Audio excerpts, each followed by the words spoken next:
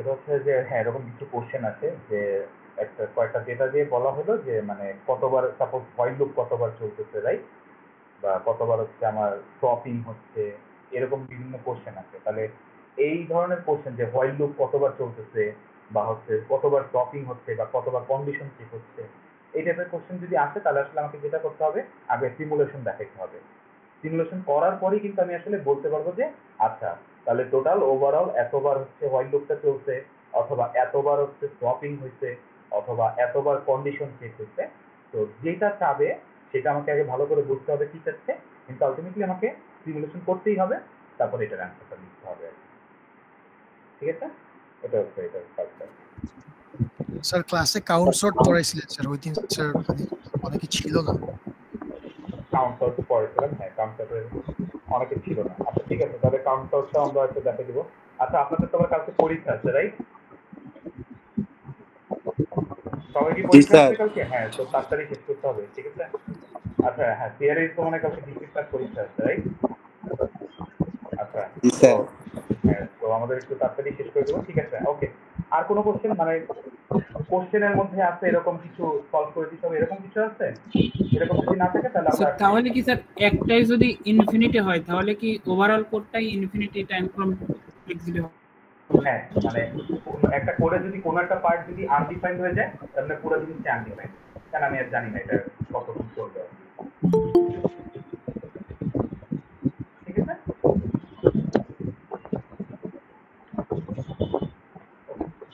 তাহলে আমরা প্রথমে শুরু করি যেটা দেখাইতে চাইছি। খুবই সিম্পল, বাট একটু ঠান্ডা মাথায় দেখতে হবে। তো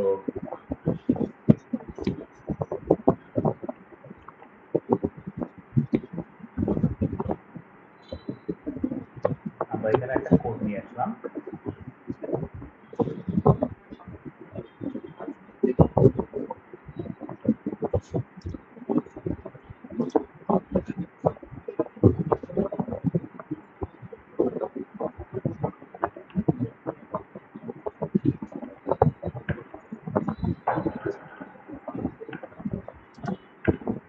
ওকে, তো এই কোডটা থেকে একটু তাকান সবাই যে এটা আসলে কি বুঝাচ্ছে।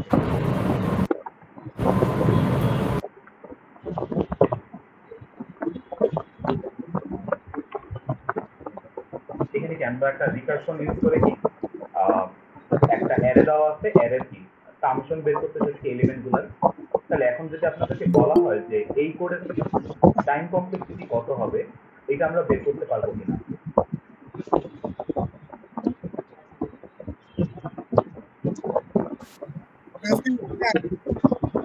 অনেক আওয়াজ হইতেছে।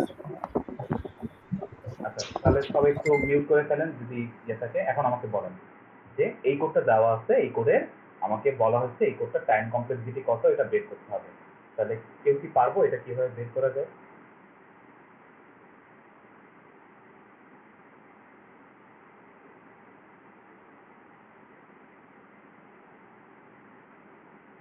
কত হইতে পারে এটা বলেন তো?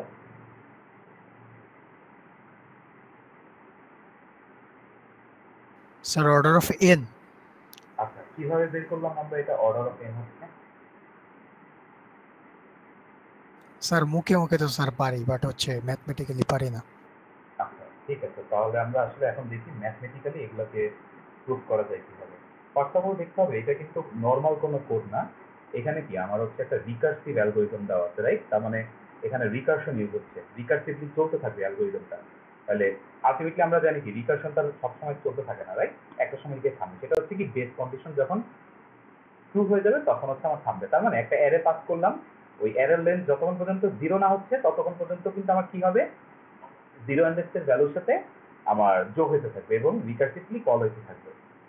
তাহলে এই ফাংশনটাকে যদি আমরা একটু সিমুলেশন করে দেখাই যেটা আসলে কিভাবে কাজ করতেছে, তাহলে আমরা একটা অ্যারে নিলাম ছোট্ট। তাহলে মনে করেন ছোট একটা অ্যারে, সেটা 1 2 3 4। তাহলে প্রথমেই যখন অ্যারেটা পাস হলো, মনে করেন যেটা আমার অ্যারে, তাহলে দেখেন অ্যারের লেন্থ কিন্তু জিরো না। জিরো না হলে কি হবে, জিরো ইন্ডেক্সের ভ্যালুটা সে নিয়ে আসলো, সাথে কি করতেছে আবার একটা রিকারশন কল হলো সাম অ্যারে। এবার আমি কিন্তু অ্যারে পাস করতেছি, কিন্তু অ্যারেটাকে পাস করতেছি আমি থেকে আমার যে ফার্স্ট ইন্ডেক্স বা 2 থেকে পাস করতেছি। তার মানে এবার অ্যারের যে রেফারেন্সটা পাস হলো সেটা কিন্তু আমার একদম শুরু থেকে পাস হয় না, আমার ফার্স্ট ইন্ডেক্স থেকে পাস হচ্ছে। তার মানে মনে করেন এটা 0 নাম্বার 1 2 3 এগুলো ইন্ডেক্স। তার মানে এখন 1 ইন্ডেক্স থেকে যেহেতু আমার অ্যারেটা শুরু করতেছি, তার মানে অনেকটা এরকম ভাবে কিন্তু আমি রিপ্রেজেন্ট করতে পারি ছবিতে বোঝানোর জন্য যে 2 3 4। এখন এটা তো অ্যারে, অ্যারের সাথে তো আমি আর ডিরেক্টলি একটা ইন্টিজার ভ্যালুকে যোগ করতে পারি না। তাহলে আবার কি হবে, রিকারশন কল যখন হচ্ছে দেখতেছে যে অ্যারেটা পাস হচ্ছে, যে এই যে অ্যারেটা পাস হলো এটা লেন্থ কি 0 কিনা, যেহেতু 0 না তাহলে আবার ওই অ্যারেটার 0 ইন্ডেক্সের সাথে আমি কি করবো, তাহলে এই অ্যারেটার 0 ইন্ডেক্সে কি আছে দেখেন তো, 0 1 2 3 2 আছে, 2 এর সাথে আবার একটা সাম অ্যারে এই রিকারশন কল হলো। তার মানে আবারও এই যে গিভেন অ্যারে এটার ফার্স্ট ইন্ডেক্স থেকে আমি কি করলাম, একটা রিকারশন কল করলাম। তার মানে 2 প্লাস অ্যারে হিসেবে যাচ্ছে থেকে 3 4, রাইট? তাহলে আবারও দেখতেছি এটা একটা অ্যারে, এটার লেন্থ কি 0 না, যেহেতু 0 না তাহলে এই অ্যারের 0 ইন্ডেক্স কে আছে দেখেন তো 3 আছে। তাহলে আমরা এখানে একটু বসাই যে 0 1। এগুলো কিন্তু রিকারশনের মধ্যে আমার কিন্তু অ্যারেগুলো এইভাবে পাস হচ্ছে। তার মানে প্রত্যেকবারই যখন আমি রিকারশন কল করতেছি অ্যারেটা কিন্তু ছোট হয়ে যাচ্ছে, কারণ 0 ইন্ডেক্স থেকে আমি সরাই দিয়ে ফার্স্ট ইন্ডেক্স থেকে অ্যারেটাকে পাস করছি। তাহলে এই পর্যন্ত আসলো। তাহলে আবার দেখেন এখানে যখন যাবে তখন কি পাচ্ছি 4, 4 কিন্তু এখনো অ্যারের মধ্যে আছে। তাহলে অ্যারের মধ্যে যেহেতু আছে তাহলে এটার জন্য আবার রিকারশন কল হবে, কারণ এটার লেন্থ কিন্তু 1। তাহলে যেটা আবার রিকারশন কল হবে তাহলে এটা 0 ইন্ডেক্স প্লাস হচ্ছে একটা এমটি অ্যারে। তার মানে এই অ্যারেটা কিছু নাই, রাইট? তাহলে এখন যেহেতু অ্যারেটা কিছু নাই তার মানে দেখেন অ্যারের লেন্থ তো অবভিয়াসলি তাহলে 0। তাহলে এইবার কিন্তু দেখেন এই ফাংশনে গিয়ে কি হবে যে আমার যে length array, length of array equals to 0 হয়ে গেল। তার মানে এই অ্যারের লেন্থ যেহেতু 0 তার মানে এইখান থেকে আর কিন্তু কোনো রিকারশন কল হচ্ছে না। এইবার কি হবে, আমার ব্যাক ট্র্যাক হবে, রাইট? তাহলে ব্যাক ট্র্যাক হলে আমার এখন দেখতে হবে যে কিভাবে ক্যালকুলেট হচ্ছে। তাহলে লেন্থ যখন 0 তাহলে রিটার্ন করবে কি 0 রিটার্ন করবে। তাহলে এখান থেকে রিটার্ন হচ্ছে 0। তাহলে এই দুইটা যোগ করলে আমি কত পাচ্ছি 0, রাইট? তাহলে আমরা যদি এখন যোগ করি, আচ্ছা এখানে মনে হয় আমরা একটা ভুল লিখছি, সরি, এখানে আসলে এটা 0 হবে না, এটা 4 হবে। যে আমরা ভুল করে এখানে এই যে 4 ভ্যালুটা স্যার ফার্স্টে স্যার 1 হবে না স্যার, এই যে এরর পরের লাইতে স্যার। আমরা এখানে একটা ভুল লিখছি, এটা 1 হবে। হ্যাঁ, তো নিশ্চিত ভুল করে ফেলছি, এখানে এটা 1 হবে, ঠিক আছে? তো এইটা আর কি কারেকশনটা ছিল। তাহলে দেখেন 4 আর 0 যোগ করলে আমার এই যে পুরো জিনিসটা রিকারশন এখন ব্যাক ট্র্যাক করতেছে। তাহলে ব্যাক ট্র্যাক যেহেতু করতেছে তাহলে আমার রেজাল্ট কত হচ্ছে 4। তাহলে এই 3 আর 4 যোগ করলে আবারও কি একটা রেজাল্ট ব্যাক করবে, সেটা কত 7। এটা আমরা বুঝতে পারছি। 2 আর 7 যোগ করলে কত হচ্ছে আমরা 9। তাহলে 9 আর 1 যোগ করলে আলটিমেটলি কত হচ্ছে রেজাল্ট 10। তাহলে এই যে অ্যারের প্রত্যেকটা এলিমেন্টের কি আমরা সামেশন বের করে ফেললাম না? এবার অ্যাকচুয়ালি আমরা দেখি এই যে রিকারশন যে চলছে এটা ইনফিনিট টাইম পর্যন্ত চলে না, একটা ফিক্সড টাইম পর্যন্ত চলছে। তাহলে কতবার আসলে চলছে এটা আমাকে বের করতে হবে। তাহলে আমরা যদি এইবার এটাকে ফর্মুলা আকারে লিখি, মনে করেন টি অফ এন, তার মানে এন সংখ্যক এলিমেন্টের সামেশন বের করতে আমার টাইম লাগে হচ্ছে টিএন। তাহলে এবার আমরা দেখি যে এটাকে আমরা কিভাবে বের করতে পারি। তাহলে দেখেন এই যে এন সংখ্যক এলিমেন্টকে বের করার জন্য আমি কি করছি, যে এই অ্যারেটাকে আমি ডিভাইড করছি বা ছোট করে ফেলছি। ছোট করে কিভাবে করলাম, যে প্রথম এলিমেন্টটা বা 0 ইন্ডেক্সের এলিমেন্টটা বাদ দিয়ে আমি বাকি যে এলিমেন্টগুলো আছে সেগুলোর জন্য আবার একটা রিকারশন বের করলাম বা রিকারসিভ ফাংশন কল করলাম। তাহলে প্রথমে এই যে টিএন ছিল এটা এন সংখ্যক এলিমেন্টের সামেশন বের করার জন্য একটা রিকারসিভ ফাংশন ছিল। এইটা থেকে আমি কি পাইলাম, যে n-1 সংখ্যক এলিমেন্টের জন্য আমি নতুন একটা রিকারশন কল করলাম। এই যে এটা থেকে আমরা এইটাকে কল করছিলাম, রাইট? এবং দেখেন সাথে আমার কিছু এক্সট্রা ক্যালকুলেশনও কিন্তু আছে। সেটা কিরকম, মনে করেন প্রত্যেকটা রিকারশনে কিন্তু আমরা কি করতেছি, একটা যোগ করতেছি না? তাহলে আমার যোগ করার জন্য কিছু কনস্ট্যান্ট টাইম লাগে, সেটা জানি কি আমরা অর্ডার অফ 1। আবার দেখেন এই যে প্রত্যেকটা স্টেপে আমার ব্যাক চেক করার পর কি হবে, এই রেজাল্টগুলোকে যোগ করতেছে, এখানে কিছু কনস্ট্যান্ট টাইম, আবার যোগ করার পর রেজাল্টটাকে কি রিটার্ন করতেছে না? তাহলে এই রিটার্ন করার জন্য আমার কিন্তু কিছু কনস্ট্যান্ট টাইম প্রত্যেকটা ফাংশনে কিন্তু লাগতেছে, যে যোগ রিটার্ন, আবার যোগ রিটার্ন, যোগ রিটার্ন। তাহলে এই যে যোগ আর রিটার্ন করার জন্য কিছু কনস্ট্যান্ট টাইম, এটাকে আমি ধরে নিচ্ছি অর্ডার অফ 1, একটা কনস্ট্যান্ট টাইম লাগবে। তার মানে দেখেন n সংখ্যক ফাংশনের মানে n সংখ্যক ভ্যালুর যোগ করার জন্য আমার কত টাইম লাগতেছে, t অফ n-1 প্লাস কিছু কনস্ট্যান্ট টাইম। তাহলে এখন দেখেন কনস্ট্যান্ট টাইম তো আমরা বুঝলাম, কিন্তু এইটা তো কোনো স্পেসিফিক কোনো টাইম না, এটা কি টোটালি ডিপেন্ড করতেছে আমার n এর উপর। তাহলে এইটাকে যদি আমি এখন বের করতে চাই তাহলে দেখেন কত Tn-1 ইকুয়ালস আমি কত পাবো। তাহলে এটা যদি আমার Tn-1 হয়, এটাকে কি আমি আবার এক ঘর কমায় আমি আবার রিকারশন কল করছি, তাহলে এটাকে আমি বলতে পারি যে n-1 সংখ্যক এলিমেন্টের সামেশন বের করতে হলে আসলে কি করা লাগবে, n-2 এর সামেশন বের করতে হবে প্লাস কিছু কনস্ট্যান্ট টাইম। সেটা কি আমার এই যে আমরা বলতেছিলাম যে যোগ আর রিটার্নের জন্য আমার কিছু টাইম লাগবে। তাহলে এইভাবে দেখেন, এভাবে গ্র্যাজুয়ালি কি n-2 যদি বের করতে চাই তাহলে আমার আবার ডিভাইড হচ্ছে, তাহলে Tn-3 plus order of 1, right. তাহলে এইভাবে কতক্ষণ চলবে একটা টাইমে চিন্তা করেন, আমার কি একদম এখানে লেন্থ 0 হয়ে যাচ্ছে না। তাহলে দেখেন আগে n সংখ্যক এলিমেন্ট ছিল, তারপরে n-1, n-2, এভাবে করতে করতে এক সময় যে অ্যারেটা আসবে সেটা লেন্থ 0 হয়ে যাবে। তাহলে আমি মনে করি যে n-n যখন আমরা করতেছি তাহলে দেখেন তো তখন আসলে আমার কি হচ্ছে, T0 আমরা বলতে পারি না, বা এটাকে যদি আরেকটু আগের থেকে আমি দেখাই যে একটা এলিমেন্ট বাকি আছে, সাপোজ একটা এলিমেন্ট বাকি আছে, সেটা হচ্ছে এই অ্যারেটা একটা এলিমেন্ট বাকি আছে, তখন আসলে ঘটনাটা কি হবে, এটার জন্য T0 প্লাস অর্ডার অফ 1। এবার দেখেন T0টা আসলে কি, এই যে এই সিনারিওটা যেখানে কোনো এলিমেন্ট নাই, জিরো লেন্থ, তাহলে এইটার পরে কিন্তু আর কোনো কিন্তু আমার রিকারশন কিন্তু কল হয় না। তাহলে এই যে আমার ওভারঅল এতগুলা টাইম কমপ্লেক্সিটি আমার লাগতেছে বা টাইম লাগতেছে, এটাকে এখন আমাকে ক্যালকুলেট করতে হবে। আলটিমেটলি কিন্তু আমাকে ক্যালকুলেট করতে হবে Tn, রাইট। তাহলে Tn কে যদি এখন আমরা ভ্যালু হিসেবে বসাই তাহলে দেখেন Tn ইকুয়ালস আমরা কি লিখতে পারি, এতগুলো ভ্যালু যদি আমরা এখন সাবস্টিটিউট করি, Tn-1 আবার Tn-1 এর ভ্যালু যদি আমি এখানে করি তাহলে দেখেন গ্র্যাজুয়ালি কিন্তু এই ভ্যালুগুলো কিন্তু আমার আসতে থাকে, রাইট। তাইলে এইভাবে আমাকে বলেন তো আমরা যদি ভ্যালুগুলো বসাই তাহলে আলটিমেটলি কি ভ্যালু পাইতে পারি আমরা এখান থেকে, কেউ কি আমাকে বলতে পারবেন যে এটার আলটিমেটলি ভ্যালুগুলো কিরকম আসবে যদি আমরা বসাইতে থাকি।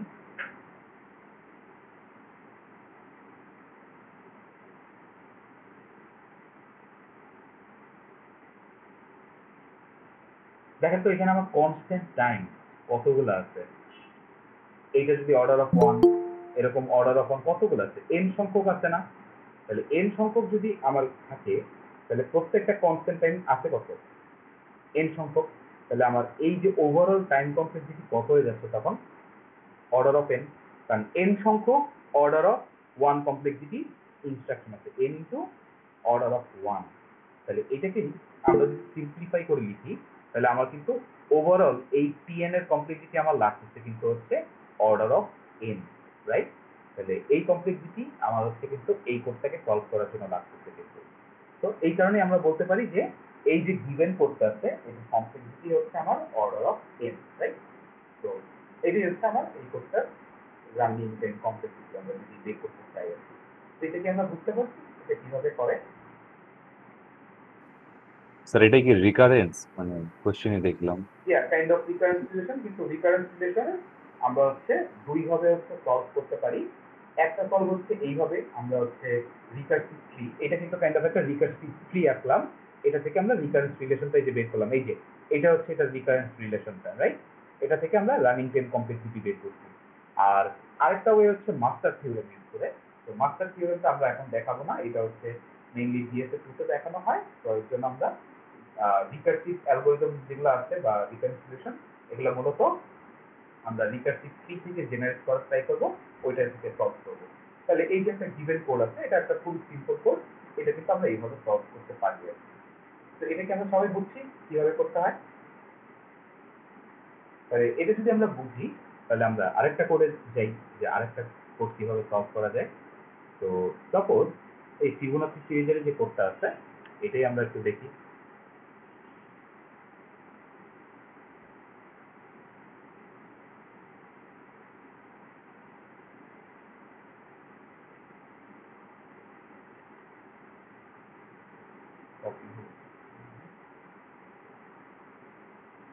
স্যার কল 23-এর 1-এর বি নাম্বারটাও রিকারেন্সেরই কোড, স্যার ওটা যদি করে দেন তাহলে ভালো হতো। আচ্ছা ঠিক আছে, আমি দেখা দিচ্ছি, একটু ওয়েট একটা second.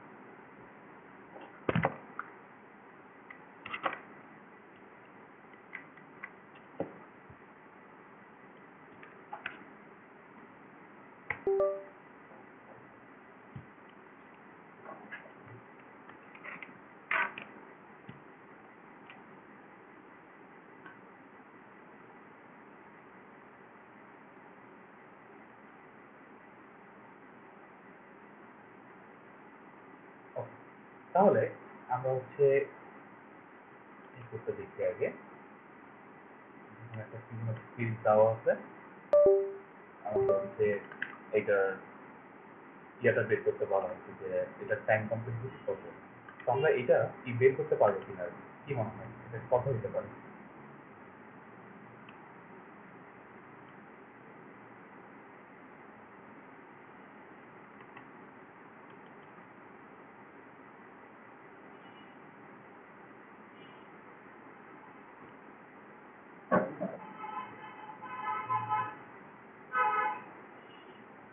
Sir log in. Log in, আচ্ছা ওকে। বাকিদের কি মনে হয় কত হতে পারে এটা? Order of N sir. Order of N, আচ্ছা চলেন আমরা একটু দেখি যে এটা কিভাবে সলভ করা যায়, ঠিক আছে? তো আমরা যদি একটা ছবি আঁকি, তারপর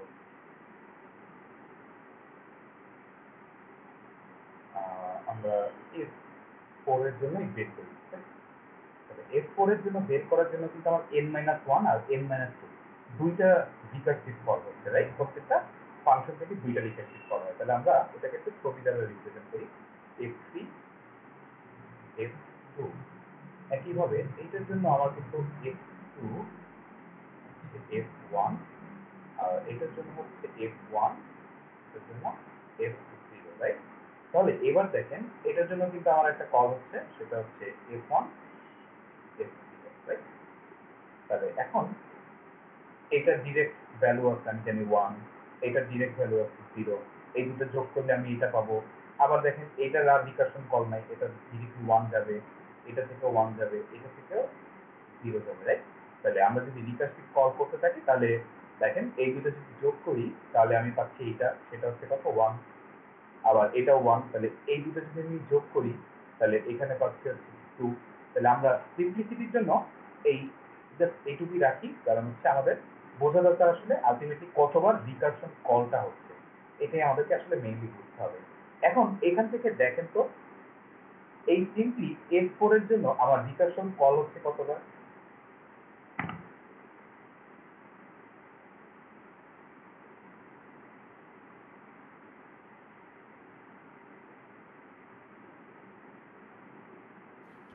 স্যার চারবার। 3 বার।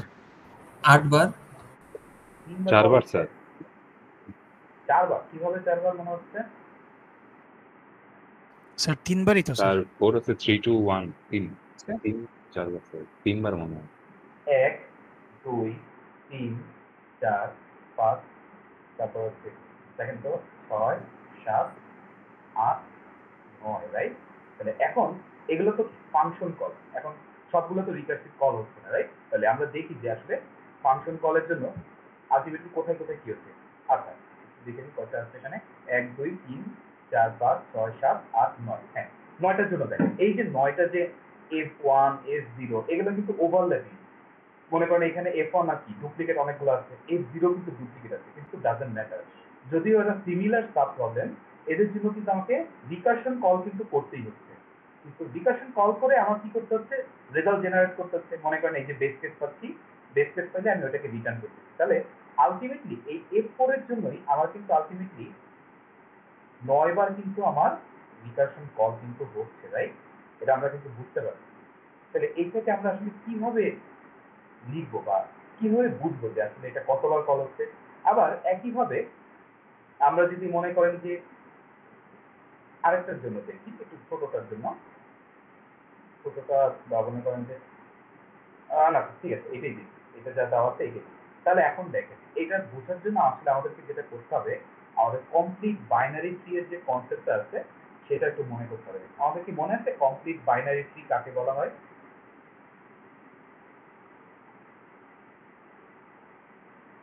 পড়ছিলাম কিন্তু, মনে করেন তো।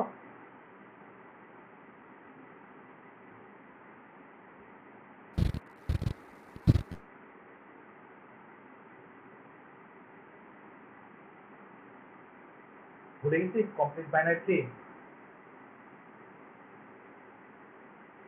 এই যে দেখেন যখন হচ্ছে একটা binary tree level by level fill up থাকে পুরোটা, তাহলে ওইটাকে আমরা বলি কি কমপ্লিট বাইনারি। স্যার দুই দিকে সমান পরিমাণ ইয়ে করছে এটাই। বুঝি নাই, হ্যাঁ বলেন। স্যার লেফট সাইডে রাইট সাইডে দুই দিকে লেফট সাইডে সমান ফিল আপ এলিমেন্ট হতে থাকে। থাকবে, লেফট সাইড রাইট সাইড সমান এলিমেন্ট না, সেটা কথা হচ্ছে যে আমার ইন্টারনাল যে লেভেলগুলো আছে সেগুলো কিন্তু ফুলি ফিল আপ থাকবে, আর লাস্টের লেভেলটা ফিল আপ থাকতেও পারে নাও থাকতে পারে। যদি ফিল আপ না থাকে তাহলে কি লেফট থেকে রাইটে ফিল আপ হতে থাকবে। তাহলে এই যে আমি যদি দেখি এটা কিন্তু একটা কমপ্লিট বাইনারি। কেন বলতেছি যে আমার এটা হচ্ছে প্রত্যেকটা লেভেল ফিল আপে আছে, ফাইন, সমস্যা নেই। এখন আমি যদি এখানে আরেকটা এরকম লেভেল দিই, এটা কিন্তু পুরোপুরি ফিল আপ না লাস্টের লেভেলটা, বাট ডাজন্ট ম্যাটার, আমার এটা কিন্তু left to right fill up হচ্ছে। তাহলে যেহেতু left to right fill up হচ্ছে, এটা একটা কমপ্লিট বাইনারি। কিন্তু মনে করেন আমি যদি আবার এইখানে এরকম একটা দিয়ে দিই, এটাকে কিন্তু আমি কমপ্লিট বাইনারি ট্রি বলতে পারবো না, কারণ এটা হচ্ছে কি আমার এই জায়গায় একটা মিসিং আছে, রাইট? এই দুটা মিসিং হয়ে গেছে। তাহলে এটা ছিল কি আমার কমপ্লিট বাইনারি ট্রি। এরপরে আসি আমাদের পারফেক্ট বাইনারি ট্রি, আমাদের একটা কনসেপ্ট ছিল, সেটা আমাদের মনে আছে কিনা। তাহলে পারফেক্ট বাইনারি ট্রি কি, আমার প্রত্যেকটা লেভেল হচ্ছে ফিল আপ। তাহলে মনে করেন এই যে আমার যতগুলো লেভেল আছে প্রত্যেকটাই চিলড্রেন ফিল আপ। আবার মনে করেন এটা যদিও আমার কমপ্লিট, বাট এটা কিন্তু পারফেক্ট না, কারণ এখানে কিন্তু এই যে চিলড্রেন গুলো এখনো ফিল আপ হয় না। তাহলে এটাও কিন্তু আমার ফিল আপ না। যখনই আমি প্রত্যেকটা লেভেল ফিল আপ করে দিলাম তখন আমাকে এটা একটা পারফেক্ট বাইনারি ট্রি। তাহলে পরের লেভেল যখন আসবো তখন আমাকে এটা ফিল আপ করতে হলে কি, আমাকে 8টা চিলড্রেন দিয়ে ফিল আপ করতে হবে। তাহলে এই যে যখন আমি দিলাম তখন এটা কিন্তু আমার একটা পারফেক্ট বাইনারি ট্রি কিন্তু হয়ে যাচ্ছে। তাহলে এটার সাথে আমাদের কি সম্পর্ক?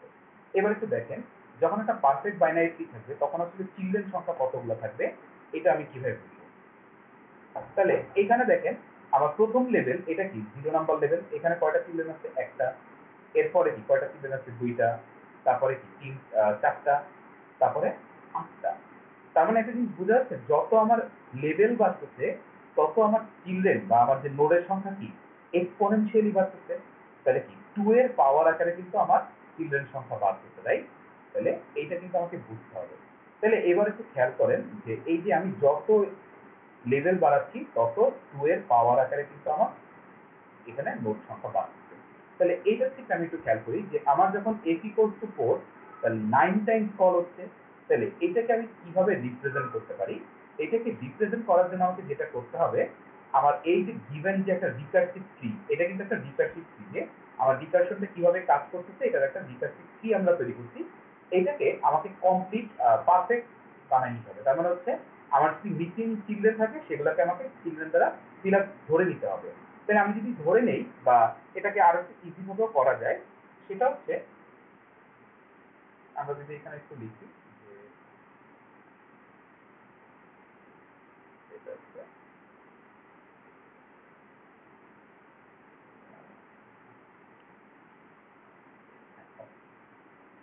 তাহলে এখানে আমার n ইকুয়ালস টু কত?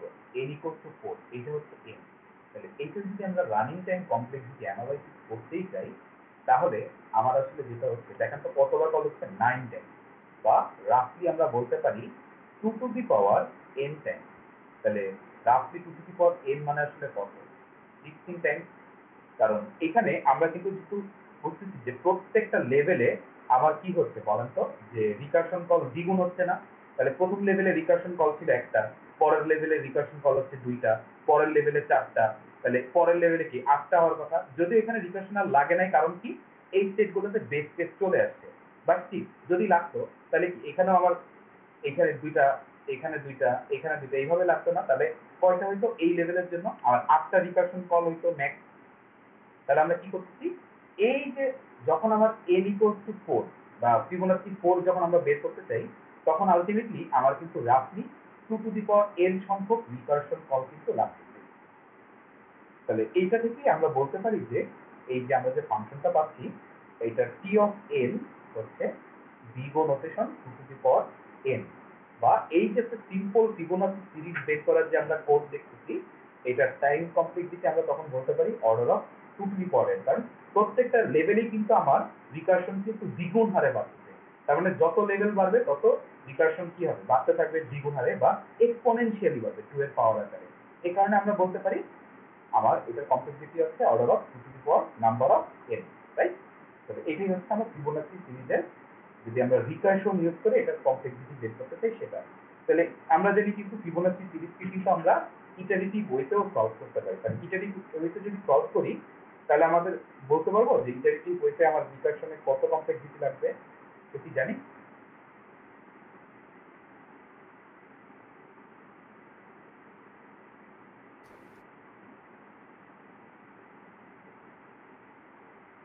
আমরা দেখছি না ইটারেটিভ ওয়েতে কিভাবে সলভ করা যায়। স্যার এটা আবার একটু বুঝাই দিবেন এটা কমপ্লেক্স। কোন পার্টটা বুঝি না একটু বলেন তো, তাহলে আমি আবার বুঝাই সমস্যা নাই। স্যার লাস্টে যে 2n যেভাবে বের করলেন আর কি। আচ্ছা, এখানে হচ্ছে সোজা কথা চিন্তা করেন, আমি যদি একটু এখানে ছবিটা দেখি, এই ছবিটা কি হচ্ছে, আমার প্রত্যেকটা লেভেলে কি রিকারশন দ্বিগুণ হচ্ছে না? কারণ প্রত্যেকটা স্টেটে কি এখান থেকে 2টা করে ব্রাঞ্চ বের হচ্ছে, এটা থেকেও 2টা করে কি রিকারশন বের হচ্ছে, আবার এখান থেকেও কি 2টা করে রিকারশন বের হচ্ছে। তাহলে এবার আমি দেখবো যে এখানে আমার আসলে n কত, তার মানে 4, তার মানে 4 এর জন্য আমার আসলে 9 বার রিকারশন লাগছে, রাইট?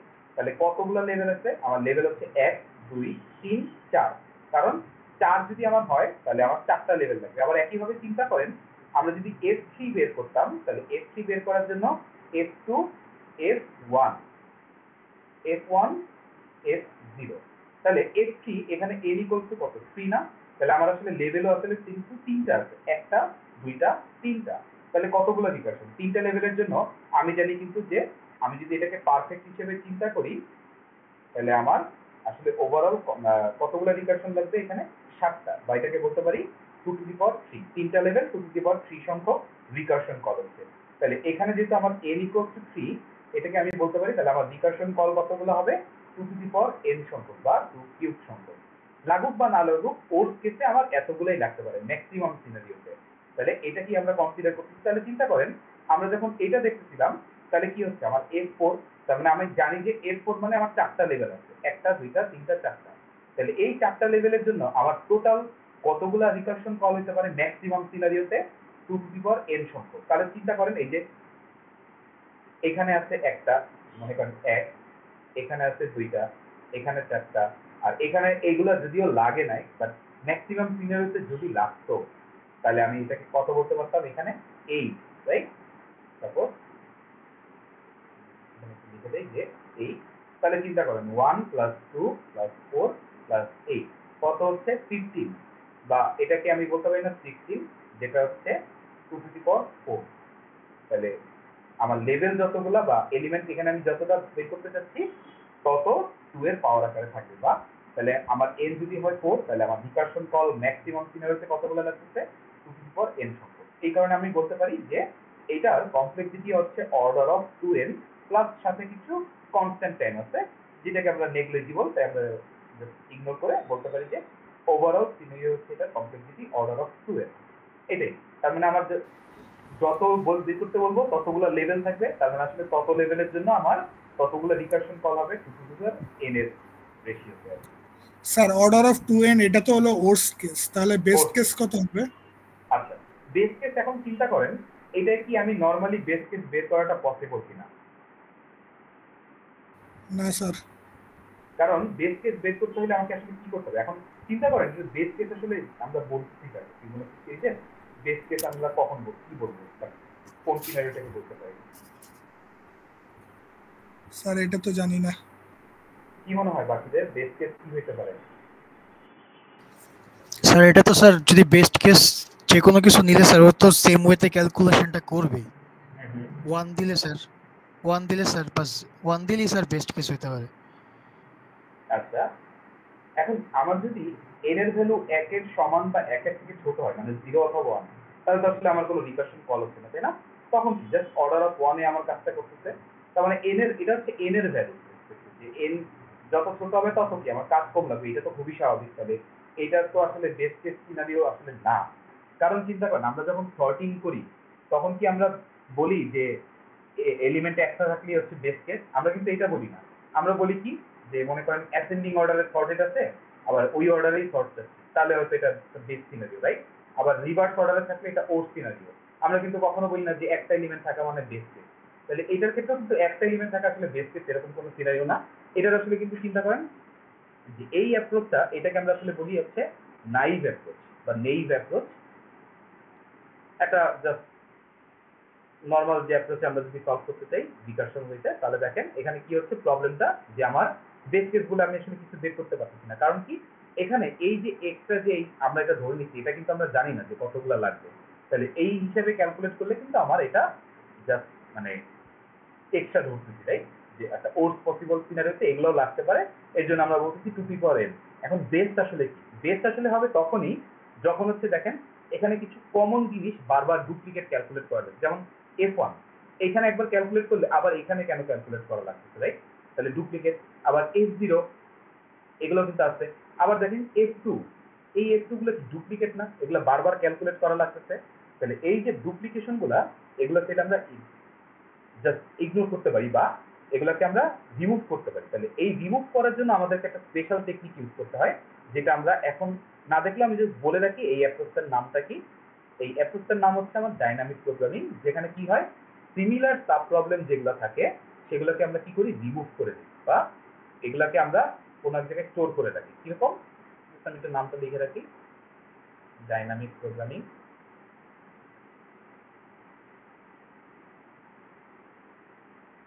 বা এটার শর্ট নাম হচ্ছে ডিপি। তাহলে ডিপিতে কি করা হয়, এই যে সিমিলার সাব প্রবলেমগুলোর রেজাল্ট কোনো একটা অ্যারে বা কোথাও স্টোর করে রাখে। তার মানে মনে করেন আমি এখানে f2 ক্যালকুলেট করছি, আবারও যখন f2 পাবো আমি চেক করবো যে এটা আগে ক্যালকুলেট করা হয়েছে কিনা। যদি ক্যালকুলেট করা হয় তাহলে আমি আর এটাকে নতুন করে ক্যালকুলেট করবো না। তাহলে চিন্তা করেন আমি যেহেতু নতুন করে ক্যালকুলেট করতেছি না, তাহলে এই যে এর যে যত ব্রাঞ্চিং আছে এগুলো আমার আর দরকার নেই। তার মানে এই যে পুরো পার্টটা, সাপোজ আমি যদি এখানে দেখাই,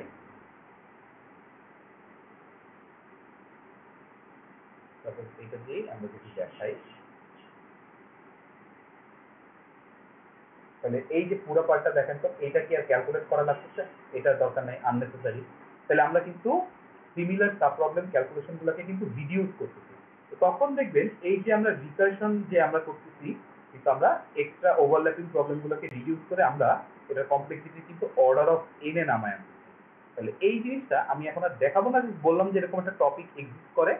তো এটা হচ্ছে ডাইনামিক প্রোগ্রামিং। এইটাকে আমরা তখন বলতে পারি যে এটা একটা বেস সিনারিও কি, যে আমার ডুপ্লিকেট যে ক্যালকুলেশনগুলো আছে এগুলোকে আমরা রিডিউস করতেছি। তার মানে আগে আমার কমপ্লেক্সিটি কিন্তু ছিল একটা এক্সপোনেনশিয়াল টাইম 2n, ওইটা থেকে আমরা রিডিউস করে আনতে পারি অর্ডার অফ এন এ আর কি।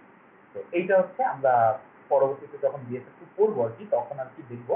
তো আপাতত আমাদের এই জিনিসটা দরকার নেই দেখার, আমরা জাস্ট সিম্পলি দেখলাম যে ফিবোনাচি সিরিজ যদি থাকে আমার এরকম ডুপ্লিকেট থাকতে পারে, এগুলোকে ক্যালকুলেট করার জন্য আমাকে আলটিমেটলি 2n সংখ্যক বা রিকারশন কল করতে হবে। তাহলে আমি এটার যে কমপ্লেক্সিটি বের করতে পারতেছি কত, 2n আর কি।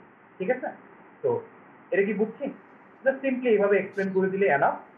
এরকম কিন্তু দেখেন ফ্যাক্টোরিয়ালেরও প্রবলেম আছে, এগুলা একটু জাস্ট প্র্যাকটিস করতে হবে আর কি নিজেদের। স্যার একটা কোশ্চেন ছিল স্যার।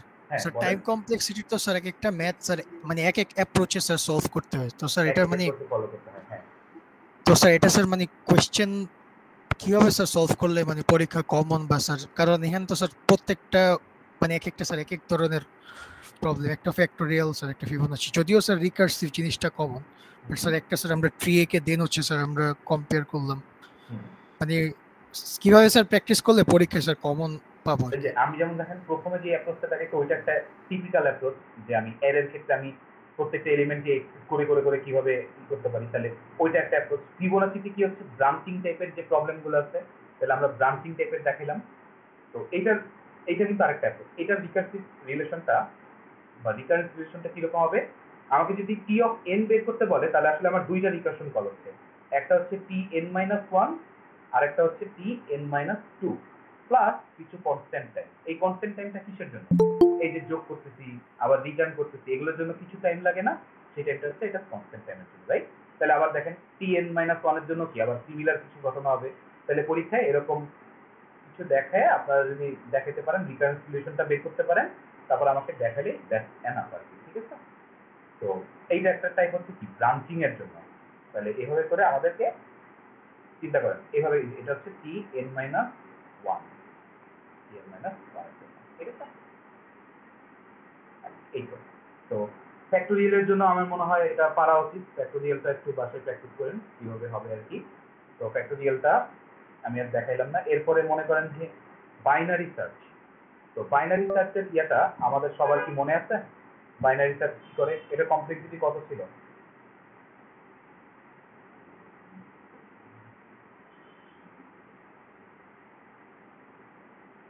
মনে পড়ে বাইনারি সার্চের কমপ্লেক্সিটি কত ছিল? ভুলে গেছি?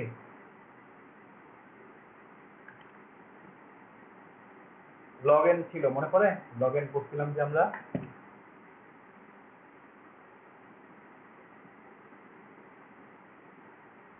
তাহলে এই যে দেখেন, এটা একটা বাইনারি সার্চের কোড।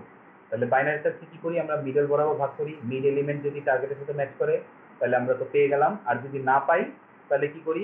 টার্গেট ভ্যালুটার থেকে কি আমার মানে মিডের থেকে যদি টার্গেট ভ্যালু ছোট হয় তাহলে আমরা লো থেকে মিড -1 পর্যন্ত চেক করি, আর যদি টার্গেট ভ্যালুটা বড় হয় মিডের থেকে তাহলে মিড +1 থেকে হাই পর্যন্ত চেক করি। তার মানে অনেকটা এরকম ছিল না? আমরা যদি মনে করে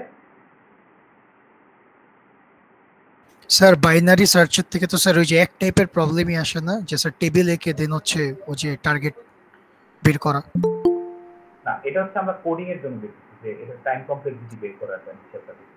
ওকে এটা আবার আরেকটা অ্যাপ্রোচ, ঠিক আছে? তো আমি জাস্ট বিভিন্ন টাইপের অ্যাপ্রোচগুলো আমি একটু পরিচিত করাচ্ছি। তো দেখেন, এটা যদি মিড হয় তাহলে আমার টার্গেট ভ্যালু যদি মিডের থেকে ছোট হয় তাহলে আমি এই অর্ধেকে খুঁজবো, আবার টার্গেট ভ্যালু যদি মিডের থেকে বড় হয় তাহলে কি এই অ্যাপ্রোচে খুঁজবো না? তার মানে প্রত্যেকবারই আমি যখন বাইনারি সার্চ কল করতেছি যদি এলিমেন্ট খুঁজে না পাই তাহলে আমি কিন্তু সাবস্পেসটাকে অর্ধেক আকারে ভাগ করে ফেলতেছি, রাইট? তার মানে অর্ধেক যদি আমি ভাগ করে ফেলি তার মানে এটার রিকারেন্স রিলেশনটা কত হবে? মনে করেন আমাকে n সংখ্যক এলিমেন্ট থেকে একটা এলিমেন্ট খুঁজে বের করতে বললো, তাহলে আমি কি করব?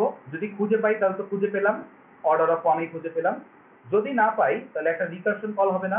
সেটা হয় লো থেকে মিড -1 মানে মিডের লেফট সাইডে অথবা মিডের রাইট সাইডে।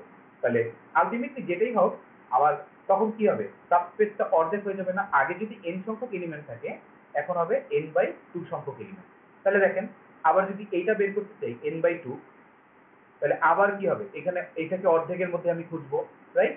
তাহলে প্রত্যেকবার কি হবে? আমার সাবস্পেসটা অর্ধেক হতে থাকবে এবং সাথে কিছু কনস্ট্যান্ট টাইম থাকবে। আবার যদি মনে করেন n/4 বের করতে চাই তাহলে t of n/8 plus order of 1, তাই না? এইভাবে চলতে থাকবে আর কি। তাহলে এইভাবে যদি চলতে থাকে তাহলে এটার কমপ্লেক্সিটি আসলে কত হবে কেউ বলতে পারবেন? লগেন না আমরা জানি, কিন্তু লগেনটা আমরা কিভাবে দেখাবো? মনে করেন এক সময় এলিমেন্ট চলে আসলো 1, মানে একটাই এলিমেন্ট বাকি আছে, তখন ধরে নিচ্ছি n/k সংখ্যক ইটারেশনে গিয়ে আমার হচ্ছে এই ঘটনাটা হচ্ছে, রাইট? বা এটাকে আমরা k না, এটাকে আমরা বলি যে হ্যাঁ এটাই লিখি সাপোজ, বা এটাকে আমরা অ্যাকচুয়ালি যেটা লিখবো 2^k। কারণ কি? এই যে আমার যাচ্ছি আমরা এই পুরো স্টেপটা আমরা জানি যে k তম ইটারেশনে গিয়ে এই ঘটনাটা ঘটে, তাই না? যে k তম ইটারেশনে একটা এলিমেন্ট বাকি থাকে তখন আসলে আমি সাবস্পেসকে কত দ্বারা ভাগ করছি? n/2^k। বা এটাকে আমি যদি একটু সুন্দর করে লিখি n/2^k, এটা কিন্তু আমি দেখাইছিলাম এই টাইপের জিনিসগুলা। তাহলে এইটাই যদি হয় তাহলে আমরা এখান থেকে এলিমেন্ট বের করতে হবে না যে 1 = n/2^k, এখান থেকে 2^k = n, বা হচ্ছে এখান থেকে আমরা কি লিখতে পারি যে log 2 base n = k। তার মানে আমার এই যে পুরো জিনিসটা চলতেছে k তম বার, তার মানে t of n আমি বলতে পারি b নোটেশন log 2n, কারণ k তম ইটারেশন চলতেছে। তাহলে k সংখ্যক বার চলা মানে আসলে log n সংখ্যক বার চলা। তো এই ধরনের জিনিসগুলো আমাকে কিন্তু এখানে প্রুফ করে দেখাইতে হবে, ঠিক আছে? তো এই যে আমি জিনিসটা দেখাইলাম এগুলো একটু মাথায় রাখতে হবে। তাহলে বিভিন্ন টাইপ এগুলো দেখাচ্ছি, এগুলো একটু প্র্যাকটিস করেন, চেনা জানা যেসব জিনিসগুলো আছে। তাহলে এরকম আরো দুইটা জিনিস একটু প্র্যাকটিস আমি করার সাজেশন দিব, সেটা হচ্ছে যদি আমরা কুইক সর্টার মার্জ সর্টটা একটু করতে পারি এইভাবে, আমরা কিন্তু কোনো মাস্টার থিওরেম বা কমপ্লেক্স কোনো প্রুফে যাব না, জাস্ট সিম্পল এইভাবে যদি আমরা প্রুফ করতে পারি দ্যাটস এনাফ। আমাদের কিন্তু জটিল কিছু প্র্যাকটিস করার দরকার নেই। তো এইগুলোই ছিল কিন্তু আমাদের আজকে দেখানোর বিষয় যে আমরা রিকারশন যদি থাকে তাহলে আমরা কিভাবে এটাকে সলভ করব। আর লাস্ট একটা স্যার কোশ্চেন, কাউন্ট সর্টটা স্যার। আচ্ছা আমি কাউন্টারটাও একটু দেখাই দিব। লাস্ট আরেকটা জিনিস আমি একটু দেখাই দিই, এটা একটু মাথায় রাখতে হবে। মনে করেন আমার দেওয়া আছে যে a = 1, ঠিক আছে? এবার বলা হলো যে if a equals to 1, তাহলে মনে করেন যে আমাকে এরকম কিছু দেওয়া আছে for I equals to 1, I less than equals to n, I equals I plus plus, ঠিক আছে? সেটা ঠিক কোনো সমস্যা নাই। else মনে করেন যে for I equals to 1,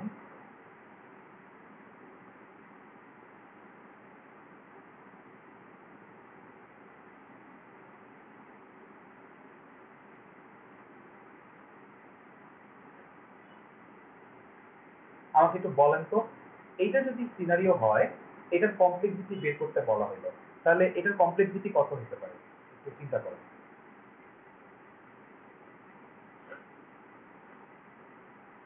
শোনো, তুমি হচ্ছে একটু স্যার অর্ডার অফ এন। পানি নিয়ে এসতে হবে একটা বোতল। Order of N, sure? Sir, ordering to n square. Order of N square. আচ্ছা, কেন মনে হচ্ছে অর্ডার অফ এন বা অর্ডার অফ এন স্কোয়ার?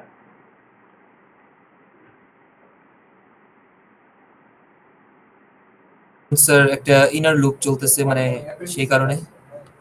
আচ্ছা, ফার্স্ট অফ অল যদি ইফ এলস এরকম স্টেটমেন্ট দেওয়া থাকে বা এলস ইফ এরকম সিচুয়েশন থাকে, তার মানে কিন্তু চিন্তা করেন এই যে ইফের বাইরে যা আছে তা তো সব ক্ষেত্রেই চলবে। মনে করেন a equals to 1, এটা ইফ কাজ করুক বা এলস কাজ করুক, ডাজন্ট ম্যাটার, এটা এক্সিকিউট হবে, রাইট?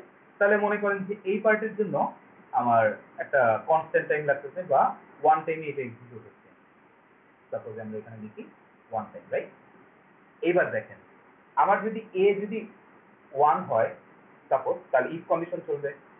তাহলে ইফ যদি চলে তার মানে এই প্রিন্ট স্টেটমেন্টটা কতবার চলছে? n time, right? আবার চিন্তা করেন ইফ যদি চলে তাহলে তার এলস চলবে না। তাহলে যদি শুধুমাত্র ইফের জন্য আমার এই পুরো কোডটা চলতেছে কতবার? আমার এফএন যদি বের করতে বলি তাহলে হচ্ছে n প্লাস 1 টাইম, রাইট? তাহলে এটা থেকে আমি বলতে পারি এটার কমপ্লেক্সিটি হচ্ছে অর্ডার অফ n, রাইট? আবার দেখেন আমার যদি এলস চলে তাহলে এলস এর জন্য এখানে কিন্তু আমার একটা নেস্টেড লুপ আছে। তাহলে এই নেস্টেড লুপটা কিন্তু চলতেছে n into n time, right? তাহলে এলস এর জন্য আমার এফএন যদি আমি ক্যালকুলেট করি তাহলে আমার এফএনটা কত হবে? n square plus 1। তাহলে এটা থেকে আমি বলতে পারি আমার কমপ্লেক্সিটি কত? Order of n square. তার মানে ইফ এর জন্য একরকম কমপ্লেক্সিটি, এলস এর জন্য আরেক রকম কমপ্লেক্সিটি। এরকম যদি আমার মাল্টিপল ইফ এলস কন্ডিশন দেওয়া থাকে তার মানে আমার কি এক এক রকম কমপ্লেক্সিটি আসতেই পারে।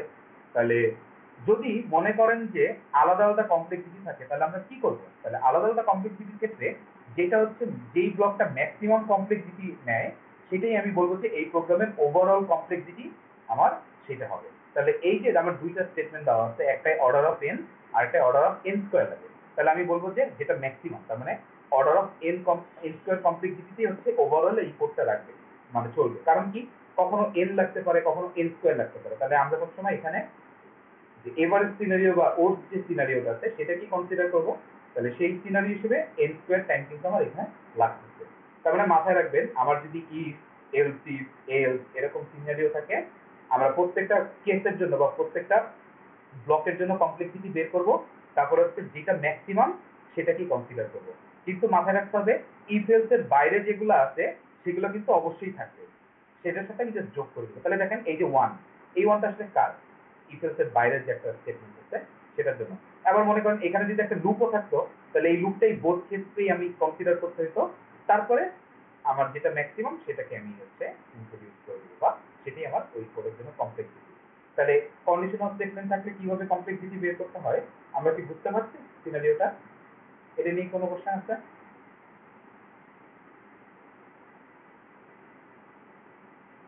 আচ্ছা, তাহলে এটা যদি কোশ্চেন না থাকে তাহলে হচ্ছে আমরা এটাও দেখাই দিলাম। এবার হচ্ছে কাউন্ট সর্ট, রাইট? তাহলে কাউন্ট সর্টের জন্য আমরা মনে করেন যে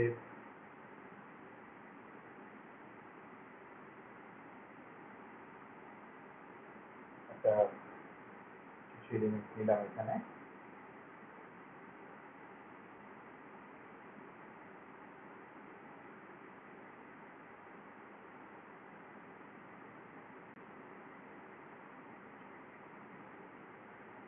তাহলে মনে করেন যে আমরা এখানে এলিমেন্ট হয়তো দিচ্ছি 2, তারপরে 1, 4, 7, তারপরে হচ্ছে মনে করেন যে 10, 1,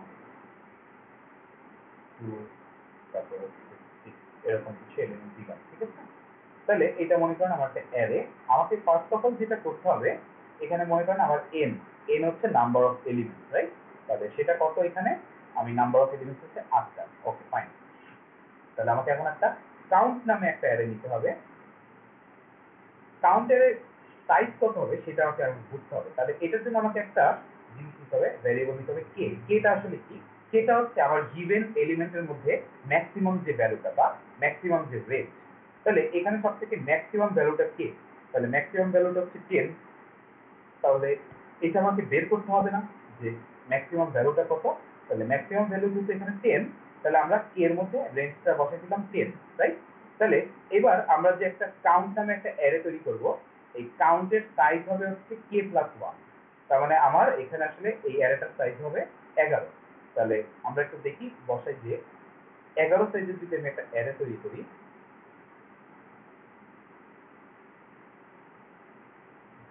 তাহলে আমরা এখানে নাম্বারিং ইন্ডেক্সগুলো বসাই।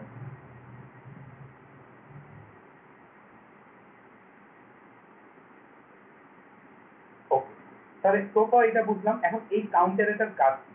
এই কাউন্ট অ্যারেটা হচ্ছে আমার যে গিভেন এলিমেন্ট গুলো আছে এটার ফ্রিকোয়েন্সি গুলো এখানে স্টোর করবে। তাহলে ফ্রিকোয়েন্সি গুলো কিভাবে স্টোর করবে? এই ইন্ডেক্স গুলোকে আমরা ভ্যালু হিসেবে চিন্তা করব, আর এই যে এই ভ্যালু গুলো আছে এখানে যে কাউন্ট অ্যারের মধ্যে যে এক একটা ইন্ডেক্সের ভ্যালু, এগুলো হচ্ছে এক একটা ফ্রিকোয়েন্সি।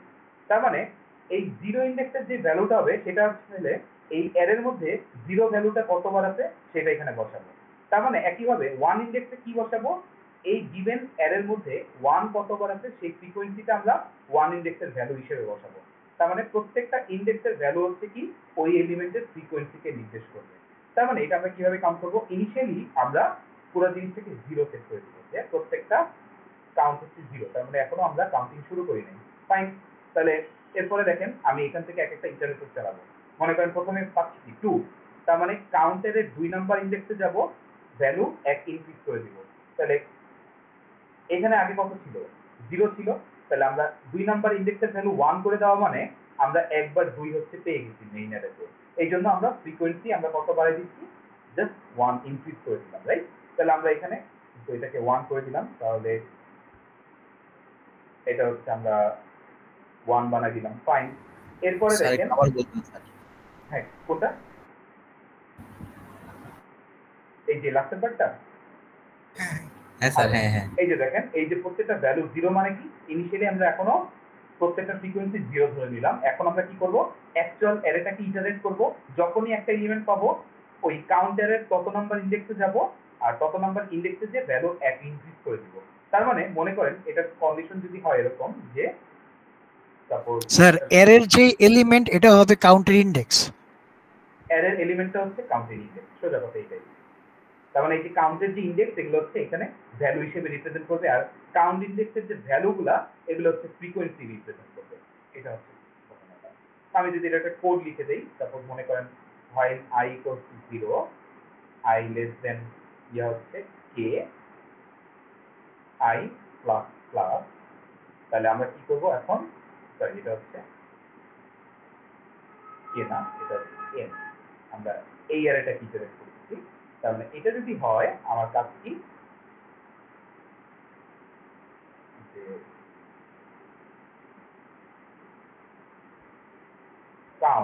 কাউন্টের কি করব?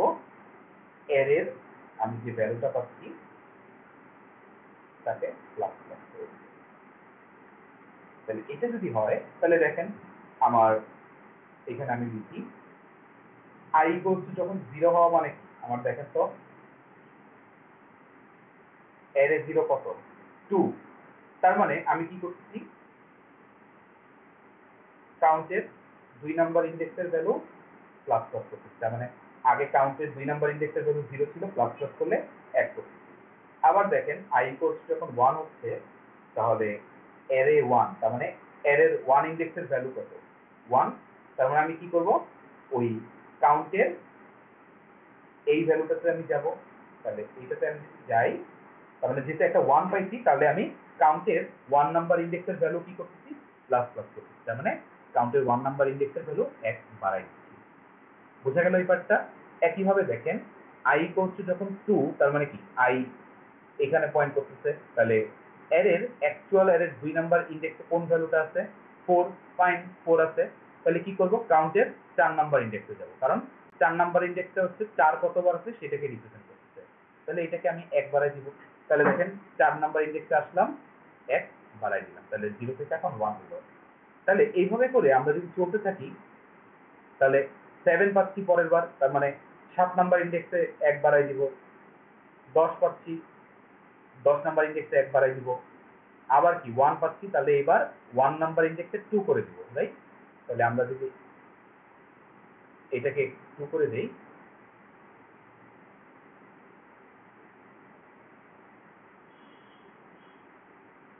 তাহলে সেটা 2 হয়ে যাচ্ছে।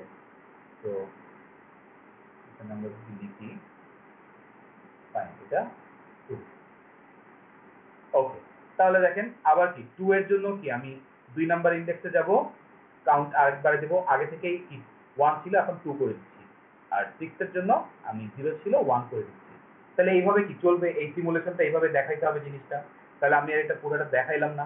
তাহলে এইটা যদি হয়, তাহলে এখন আমার কাজ কি, এই লুপটার কাজ শেষ না, আমি কি করলাম, কাউন্ট করলাম, তার মানে আমি আসলে এই যে কাউন্ট এর মধ্যে এখন যে ভ্যালুগুলো পাচ্ছি এগুলো হচ্ছে ওই ইন্ডেক্সগুলোর ফ্রিকোয়েন্সি, তার মানে 0 নাম্বার ইন্ডেক্সে আমি পাচ্ছি 0, তার মানে 0 আসলে 0 সংখ্যক বার, তার মানে নাই, এই এলিমেন্টগুলোর মধ্যে 0 নাই।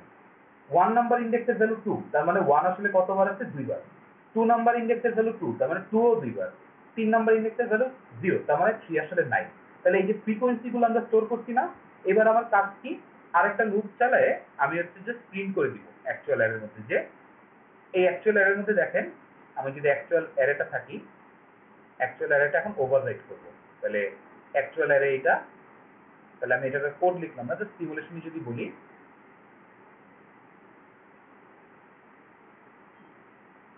0 1 2 3 4 5 6 7, রাইট?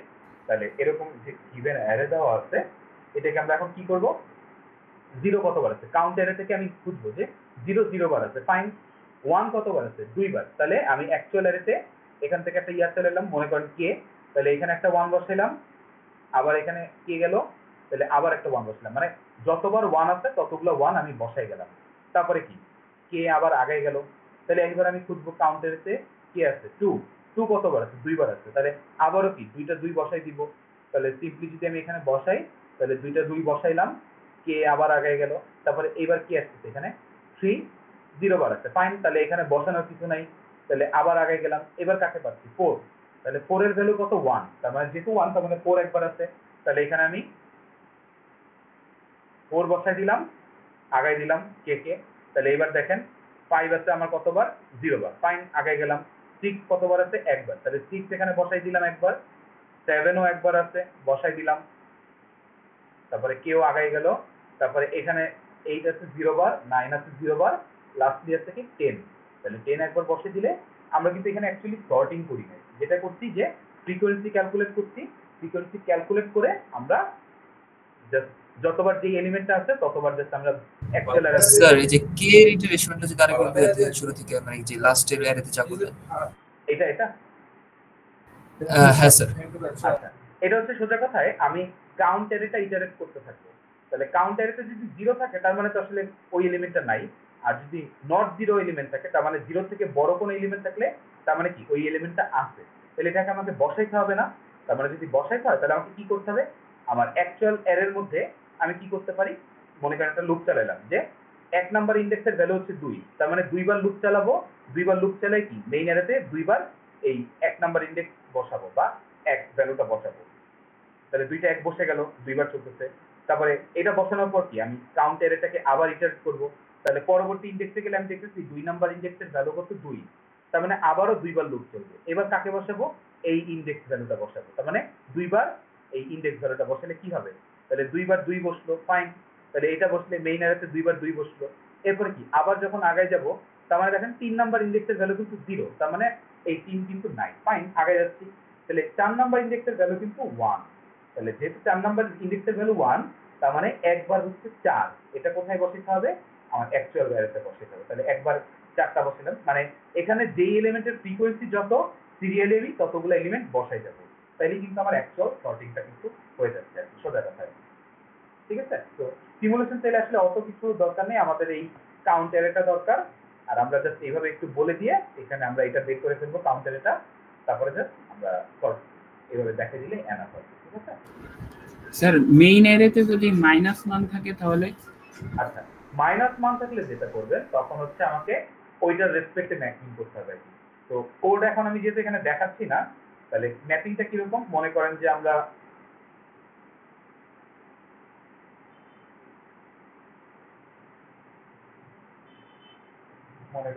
এখানে দিলাম 1 -2 5 2, তারপরে মনে করেন যে 0 1।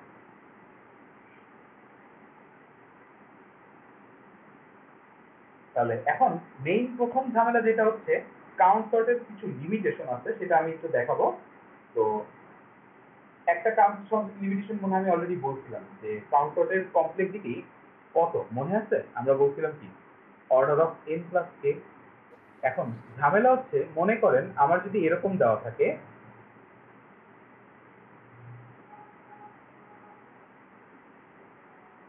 এখন চিন্তা করেন এবার এই স্পেসিফিক এলিমেন্টের জন্য যদি আমি কাউন্ট সর্ট করি তাহলে আমার আসলে কমপ্লেক্সিটি কত হবে? স্যার ওই নাম্বারটা n প্লাস k না? এখন চিন্তা করেন n প্লাস k, এখানে k কি আমার n এর থেকে অনেক বড় না? n যদিও আমার 2, মানে দুইটা এলিমেন্ট, কিন্তু k কত হবে? 10, খুব সহজে এটা কত লিখছি, 1 লাখ, রাইট? তাহলে 1 লাখ হয়ে যাচ্ছে। তার মানে তাহলে যদি স্যার আমার কাউন্টের বক্স আর 1 লাখ বক্স আঁকা লাগবে। হ্যাঁ, মানে তাহলে এটা একটা বক্স আকার থেকেও কথা হচ্ছে কি আমার ইটারেশন করতে হবে না ওই অ্যারেগুলোকে কাউন্টে রেখে। তাহলে 1 লাখ মানে চিন্তা করেন n কত কম আর k কত বড়। তার মানে এইটা চিন্তা করেন আমার n স্কয়ারের থেকেও বড় না n প্লাস k টা,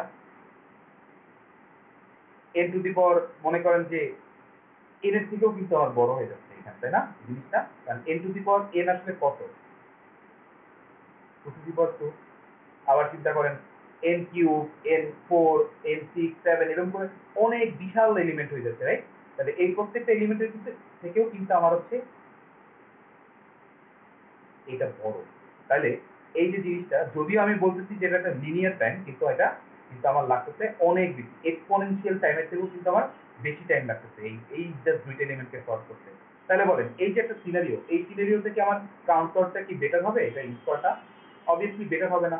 কারণ কি আমার যদিও এলিমেন্ট মাত্র দুইটা, কিন্তু আমার টাইম কমপ্লেক্সিটি কিন্তু হিউজ বাড়তেছে। তাহলে এই ক্ষেত্রে কিন্তু একটা বাজে সর্টিংও কিন্তু এটার থেকে ভালো পারফর্ম করে। সাপোজ একটা বাবল সর্টের কমপ্লেক্সিটি কি n স্কয়ার, স্টিল এটা বেটার পারফর্ম করবে আমার কাউন্ট সর্টের থেকে এই সিনারিওতে। কারণ এই যে k এর মান অনেক বেশি, তার মানে এই কাউন্ট সর্টে যদি আমার k এর ভ্যালু অনেক বড় হয় তখন কিন্তু এটা একটা ওর্স সিনারিও, মানে ওর্স বলতে ওইটাকে ইউজ করা প্রেফারেবল হবে না ওই ক্ষেত্রে। তাহলে যখন আমার k এর ভ্যালু খুবই ছোট থাকবে তখন আমরা ইউজ করতে পারবো। আরেকটা সিনারিও হচ্ছে, এটা লিমিটেশন হচ্ছে যখন নেগেটিভ ভ্যালু থাকে তখন কিন্তু আসলে কাউন্ট সর্ট ইউজ করাটা প্রেফারেবল না। কারণ আমরা কি করছিলাম যে ইন্ডেক্সকে ভ্যালু হিসেবে কনসিডার করছিলাম না কাউন্ট সর্টে। তাহলে এইখানে কিন্তু আমার যেহেতু নেগেটিভ মান আছে, তার মানে আমাকে কি করতে হবে যে এটাকে আমি কিভাবে ম্যাপিং করবো, কারণ আমার ইন্ডেক্স নাম্বার তো নেগেটিভ হইতে পারে না, রাইট? তাহলে তখন একটা ঝামেলা যেটা হয়, আমাকে দুইটা মেনটেন করতে হতে পারে, একটা হচ্ছে k1, একটা হচ্ছে k2। তাহলে k1 হচ্ছে নেগেটিভ দিকে আমার রেঞ্জ কত, তাহলে নেগেটিভ দিকে লোয়েস্ট রেঞ্জটা কত আমার -2, আর k2 হচ্ছে আমার ম্যাক্সিমাম রেঞ্জটা কত, সেটা হচ্ছে 5। তার মানে চিন্তা করেন এই দুইটা যদি আমি আসলে হিসাব করতে চাই তাহলে আমার আলটিমেটলি এইভাবে আমি হিসাব করতে পারি যে মডুলাস অফ k1 প্লাস হচ্ছে মডুলাস অফ k2, এটা ইকুয়াল টু k। তাহলে আমি কত পাচ্ছি, মডুলাস অফ এটা প্লাস এটা ইকুয়াল টু 7, রাইট? তাহলে আমার ওভারঅল যে ইয়াটা হবে এটার আমাকে এখন বসাইতে হবে না, রাইট? তাহলে এখন চিন্তা করেন আমার অ্যারেটার সাইজ কিরকম হবে কাউন্টের।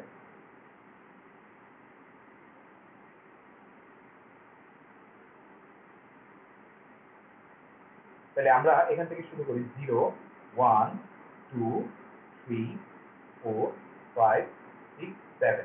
তাহলে এইটা তো হচ্ছে কাউন্টারের ইন্ডেক্স। তাহলে চিন্তা করেন এখন কোন ভ্যালুটা আসলে কার সাথে ম্যাপিং হবে এটা আমাকে বুঝতে হবে। তাহলে একদম শুরু থেকে কি আছে, একদম লোয়েস্ট ভ্যালুটা সেটা হচ্ছে -2, তারপর -1, তারপরে 0 1 2 3 4 5।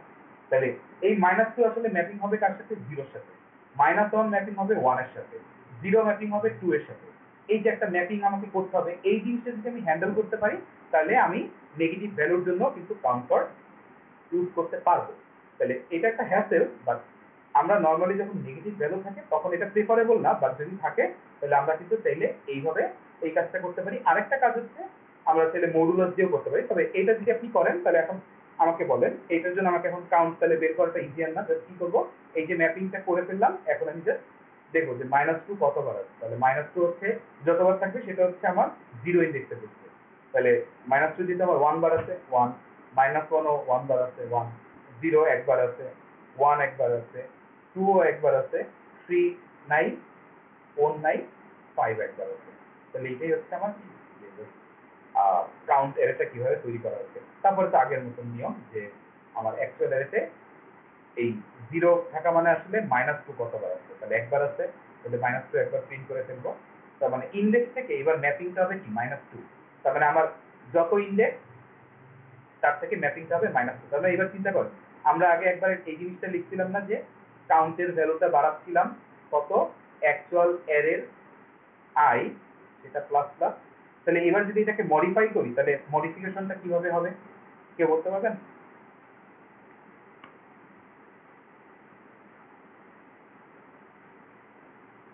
এখানে কিরকম এই কোডটা কিভাবে মডিফাই হবে তাহলে? খুব সোজা, কিন্তু এটা তো চিন্তা করেন, আমাকে বলেন ভেবে যে এটা কি হবে যদি আমরা অ্যাকচুয়ালি বুঝে থাকি আর কি।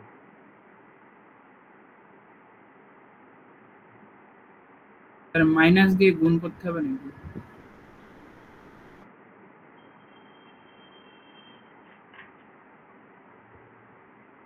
মাইনাস দিয়ে গুণ করতে হবে কেন? এই যে দেখেন স্যার অ্যারে মাইনাস করলে হবে না, অ্যারে মানে স্যার আই এর জায়গায় ইন্ডেক্সে মাইনাস আই যদি থেকে থেকে হবে। আচ্ছা এই যে দেখেন আমি যদি এইটা করি k1 তারপর হচ্ছে প্লাস প্লাস। তাহলে এবার দেখেন এখান থেকে ইটারেট করছি i equals to 0। তাহলে অ্যারে i কত, মানে অ্যারে 0 কত আমার বলেন তো, 1। তাহলে আমি আসলে কাকে বাড়াচ্ছি, কে মডুলাস k1, তার মানে মডুলাস k1 কত আমার লোয়েস্ট রেঞ্জ সেটা যোগ করতেছি। তার মানে কাউন্টের মনে করেন যে 1 প্লাস 2 এটাকে প্লাস প্লাস করতেছি, মানে হচ্ছে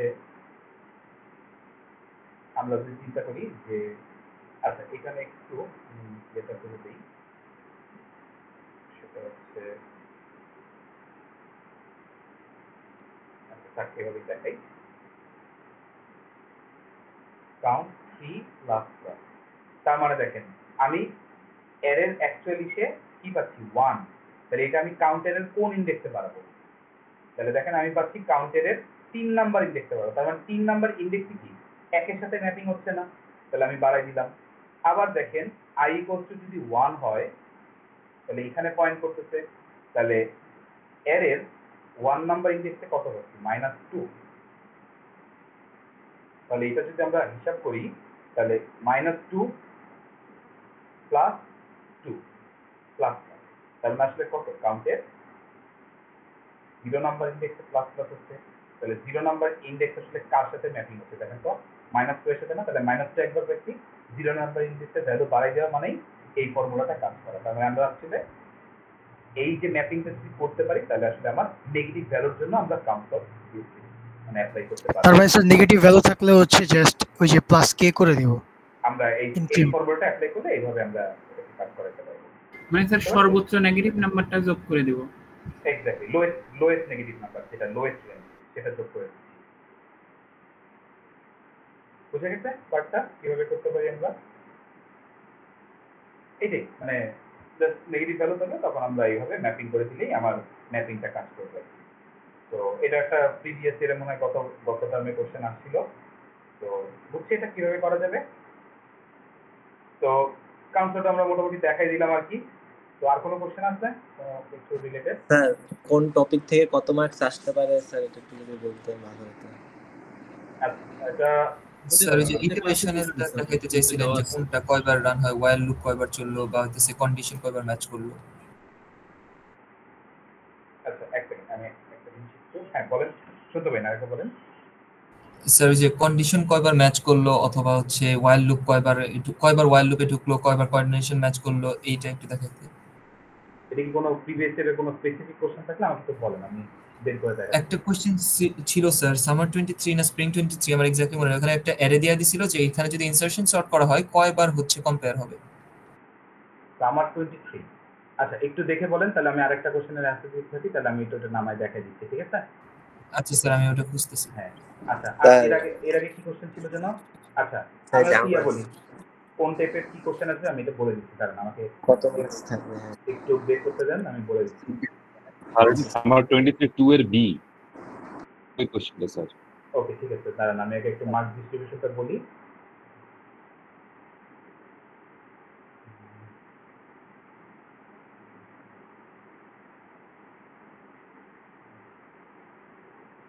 এই মার্ক ডিস্ট্রিবিউশন আমি বলছিলাম না লাস্ট ক্লাসে একবার? স্যার আমি বলছিলাম ইয়াতে গ্রুপে দেওয়াও আছে, গ্রুপে আছে। আমি আবার দিয়ে দিচ্ছি প্রয়োজনে। আচ্ছা ঠিক আছে, গ্রুপে দেওয়া আছে ফাইন, ঠিক আছে আমি একবার জাস্ট শর্টে বলি, ঠিক আছে?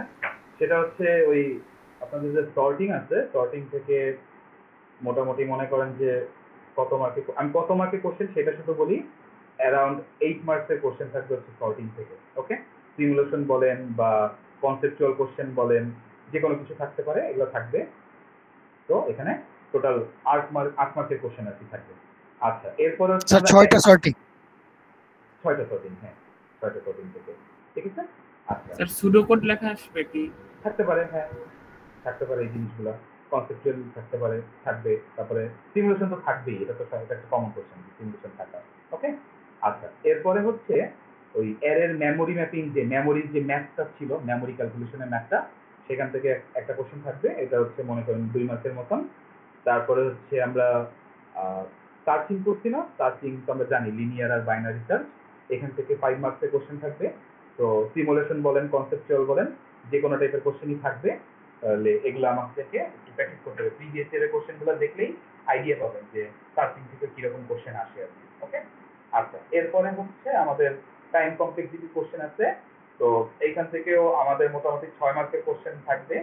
6 মার্কের কোশ্চেনের মধ্যে মনে করেন যে আমাদের কি আছে, যে একটা কোড দিয়ে দিয়ে হয়তো বলবে যে এটা কোডের কমপ্লেক্সিটি বের করো, এই টাইপের কিছু থাকবে, এবং সাথে কিছু কনসেপচুয়াল কোশ্চেনও থাকতে পারে। এবং মনে করেন যে আমরা প্রুফ করছিলাম না যে বিগো নোটেশন বের করা, ওমেগা নোটেশন প্রুফ করা, তারপরে হচ্ছে থেটা নোটেশন প্রুফ করা, তাহলে এই ধরনের প্রুফ কিন্তু প্রিভিয়াস ইয়ারগুলোতে থাকে, এইবারও কিন্তু থাকবে এই ধরনের প্রুফগুলো। তো এগুলো একটু প্র্যাকটিস করতে হবে আর কি, ঠিক আছে? তাহলে অ্যাসিম্পটোটিক নোটেশন থেকে মোটামুটি 6 মার্কের কোশ্চেন কিন্তু থাকছে। আর ফাইনালি যেটা আছে আমাদের সেটা হচ্ছে লিঙ্ক লিস্ট থেকে অ্যারাউন্ড হচ্ছে 9 মার্কসের কোশ্চেন থাকবে। তো যেহেতু একটা হিউজ একটা পার্ট লিঙ্ক লিস্ট থেকে, তাহলে লিঙ্ক লিস্ট থেকে কিন্তু যে কোনো টাইপের কোশ্চেন থাকবে আর কি। সিমুলেশন বলেন, কোড লেখা বলেন, কনসেপচুয়াল কোশ্চেন বলেন, সব ধরনের জিনিসই কিন্তু থাকবে, ঠিক আছে? তো এগুলো কিন্তু আমাদেরকে পারতে হবে। এই তো তাহলে এটাই হচ্ছে আমাদের মার্ক ডিস্ট্রিবিউশন। তাহলে এবার আসি আমরা কোশ্চেন সব। তাহলে কোশ্চেনের ডিস্ট্রিবিউশন নিয়ে কিন্তু আর কোনো কোশ্চেন নেই, আর পরীক্ষার দিন কিন্তু আমি থাকবো না, ঠিক আছে? তো ওই দিন হচ্ছে আপনাদের যদি কোনো প্রবলেমও থাকে, কোশ্চেনে নর্মালি ভুল নাই, তো কোশ্চেন বুঝতে পারি নাই বা এটা কিন্তু বলা যাবে না, যা বুঝবো সেইভাবেই কিন্তু অ্যান্সার করতে হবে আর কি, ঠিক আছে? এটা একটু মাথায় রাখতে হবে। আচ্ছা এবার আসি আমরা স্যার টাইম কমপ্লেক্সিটি শুধু অল অ্যান্সার লিখলে স্যার কত মার্ক দিবেন? আচ্ছা আমি বুঝি নাই, আরেকবার বলেন, কথা কেটে আসছে। স্যার টাইম কমপ্লেক্সিটিতে স্যার শুধু অ্যান্সার লিখলে স্যার কত মার্কস পাবো? ডিরেক্ট অ্যান্সার লেখা যাবে না, প্রত্যেকটা কোডের পাশাপাশি লিখতে হবে যে কত টাইম চলতেছে। এখান থেকে আবার মনে করেন যদি রিকারেন্স রিলেশন থাকে, মানে হচ্ছে রিকার্সিভ ফাংশন থাকে, তাহলে আমি যে এই যে রিকারশন রিলেশনগুলো দেখাইছিলাম না একটু আগে, ওগুলো কিন্তু দেখাইতে হবে, ঠিক আছে? ওইটা না দেখালে কিন্তু মার্কস ওইভাবে থাকবে না কিন্তু। কারণ মনে করেন আপনি জাস্ট ডিরেক্ট অ্যান্সার লিখছেন, এখন এই অ্যান্সারটা তো আপনি 5 জনের থেকেও শুনে লিখতে পারেন, ঠিক আছে? এটা কিন্তু ডিরেক্টলি লিখলে হয়তো সাপোজ 4 মার্ক আছে, তাহলে হয়তো আমি 1 মার্ক দিব এখানে just এটা দেখার জন্য, কারণ আমাকে কিন্তু বের করতে বলছে কিভাবে আসতেছে কমপ্লেক্সিটিটা। তো এই জিনিসটা প্রসেসটা কিন্তু আমাকে এখানে ফলো করতে হবে বা দেখাইতে হবে, ঠিক আছে? আচ্ছা, এবার আসি কোশ্চেন। কেউ একজন বলতেছিলেন যে কোন সালের কোশ্চেনের কথা বললেন? স্যার ফল 23 এর 1C ফল 23 এর ফল কোনটা? 23 এর 1C 1C. How many elements comparisons are needed for the following instance of ascending order quick sort? আচ্ছা, ঠিক আছে, এটা মানে কত বলছে? ফার্স্ট পার্টিশন এলিমেন্ট, তাই না? আচ্ছা, ঠিক আছে, দেখাই দিচ্ছি আমি। তার মানে আসলে আমার কতগুলো এলিমেন্ট কম্পারিজন করতে হবে, রাইট? প্রথম পার্টিশনের জন্য এটা হচ্ছে আমার কোশ্চেনটা। তাহলে একটু চিন্তা করেন, আমরা যদি এটাকে একটু বসাই এখানে, তাহলে এটা হচ্ছে আমার গিভেন একটা এলিমেন্ট দেওয়া আছে, রাইট? তাহলে আমরা যদি এখানে পিভট ধরি এটাকে, এটা হচ্ছে আমার পিভট, রাইট? তাহলে মনে করেন যে আই আর জে দিয়ে আমাকে কম্পারিজন করতে হবে না? তাহলে মনে করেন যে এখানে আই আছে, এখানে আমার জে আছে, তাহলে এবার আমাকে বলেন এই জে এর সাথে কি এটা কম্পারিজন হবে না? তাহলে এখানে একটা কম্পারিজন হবে, তারপরে স্টপ হোক বা না হোক, মনে করেন যে 18 যেহেতু আছে, তাহলে আমরা কখন আসলে স্টপ করি মনে আছে?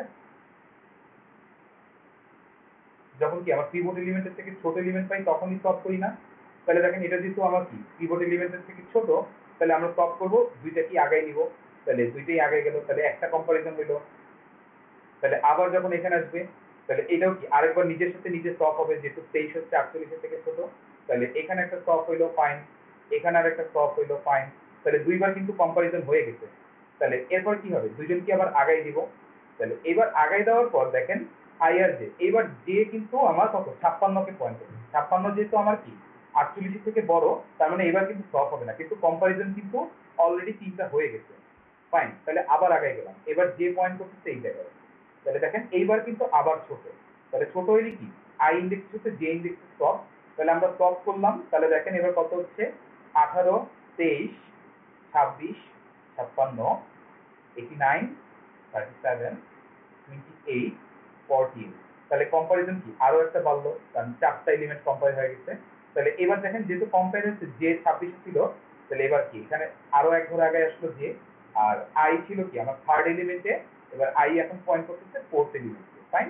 তাহলে আবার দেখেন জে এখন 89, তার মানে পিভটের থেকে কিন্তু বড়, তার মানে কোনো স্টপ হবে না, জে আগাই যাবে। তাহলে জে এখানে আছে 37 যেহেতু 48 থেকে ছোট, তার মানে কি আই ইন্ডেক্স আর জে ইন্ডেক্সের একটা স্টপ হবে। তাহলে এটা যদি স্টপ হয় তাহলে দেখেন অলরেডি কয়টা কম্পেয়ার হলো, 1, 2, 3, 4, 5, 6, তার মানে আমরা কিন্তু 6টা কম্পেয়ার কিন্তু অলরেডি করে ফেলছি। তাহলে আবারও কিন্তু যেহেতু স্টপ হচ্ছে, তাহলে আমরা যে স্টপটা লিখি, তাহলে এখানে হচ্ছে 37, 89, 56, তারপর হচ্ছে আমার কত 28, 48, তাহলে যে আগে এখানে ছিল যে এখন এই ভ্যালুতে পয়েন্ট করতেছে, আর আই এক ঘর আগে ফিফথ এলিমেন্টকে পয়েন্ট করতেছে, রাইট? তাহলে এখন দেখেন আবারও কিন্তু 28 ছোট, তার মানে আবারও একটা স্টপ হবে। তাহলে এই যে আমার কতগুলো কম্পারিজন হলো, 7টা কম্পারিজন কিন্তু সোফার হয়ে গেছে, রাইট?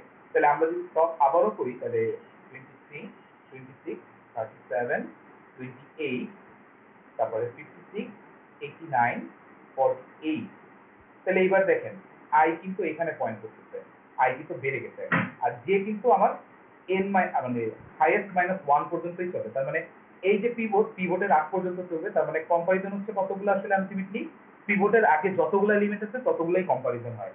তার মানে আমার যদি এখানে পিভটের আগে 7টা এলিমেন্ট আছে, তাহলে কম্পারিজন হচ্ছে 7টা, বা আবার সাথে কথা বলতে পারি যদি এন সংখ্যক এলিমেন্ট থাকে, তাহলে ফার্স্ট পার্টিশনের সময় আমার কম্পারিজন হচ্ছে n-1 সংখ্যকটা, এটাই হচ্ছে আমার অ্যান্সার। তাহলে দেখেন আলটিমেটলি আমার n সংখ্যক কম্পারিজন হইলো, ফাইনালি জাস্ট একটা স্টপ হচ্ছে, কার সাথে কার, এই পিভট এলিমেন্ট আর হচ্ছে কি আমার আই এলিমেন্ট। তাহলে এটা যদি স্টপ হয়, তাহলে এরকম কিছু একটা আসতেছে 26, 37, 28, 48, এটা পিভট, তারপরে 89 66, তার মানে এইদিকে সব বড় এলিমেন্ট, এইদিকে সব ছোট এলিমেন্ট। তাহলে ফার্স্ট পার্টিশন শেষ, কতগুলো সলভ হইলো? আমার n-1 সংখ্যা। এটাই হচ্ছে আমার অ্যান্সার, তার মানে হচ্ছে 7টা সলভ হয়েছে। এটাই হচ্ছে আমার এই কোশ্চেনের অ্যান্সারটা। ঠিক আছে? কিন্তু স্যার এইটার যে অ্যানসারটা দেওয়া আছে ওখানে 9 লেখা ছিল। 9 লেখা আছে। 9 কেন লেখা আছে? কোথায় দেখছেন এটা? এটা হচ্ছে স্যার যে কোশ্চেন ব্যাংকে। কোশ্চেন ব্যাংক, ওকে। কি লজিক বলা আছে একটু বলেন। 1 মিনিট স্যার, আমি এটা বের করতেছি। স্যার n-1 কি ওখানে সব লেখা সময় আছে লিখতে হবে? যেহেতু স্যার মানে year, এটা কি সব সময় হবে n-1? না, সবসময় তো হবে না। এটা যে ফার্স্ট পার্টিশনের জন্য আমরা বলছি, অনলি ফার্স্ট পার্টিশন। সেকেন্ড পার্টিশনের জন্য সিনারিও ভিন্ন হয়ে যাবে। স্যার পিভট যদি স্যার অন্যটা ওখানে ধরি দেওয়া তাহলে আছে হচ্ছে পি আর কিউ নিচে, আর এখানে দেওয়া আছে পি এ ই, কি বলে পি হচ্ছে একবার কম্পেয়ার হবে আর কি হচ্ছে 8 বার কম্পেয়ার হবে, তো টোটাল 9 বার কম্পেয়ার, মানে প্রত্যেকটা এলিমেন্টের জন্য একটা করে নিছে। এখানে পি আর কিউটা কি অ্যাকচুয়ালি? কোনটা কি কাজ করতেছে? খুব সম্ভবত আই আর জি। জি স্যার। আইজি। আচ্ছা, আমাকে একটা কাজ করেন, আপনি দরকার হলে ইয়েটা একটু শেয়ার দেন, তাহলে আমরা একটু দেখি। আমি হচ্ছে শেয়ারটা স্টার্ট করতেছি, আমরা দেখি যে কি হচ্ছে। আচ্ছা স্যার, আমি শেয়ার দিতেছি। ওকে।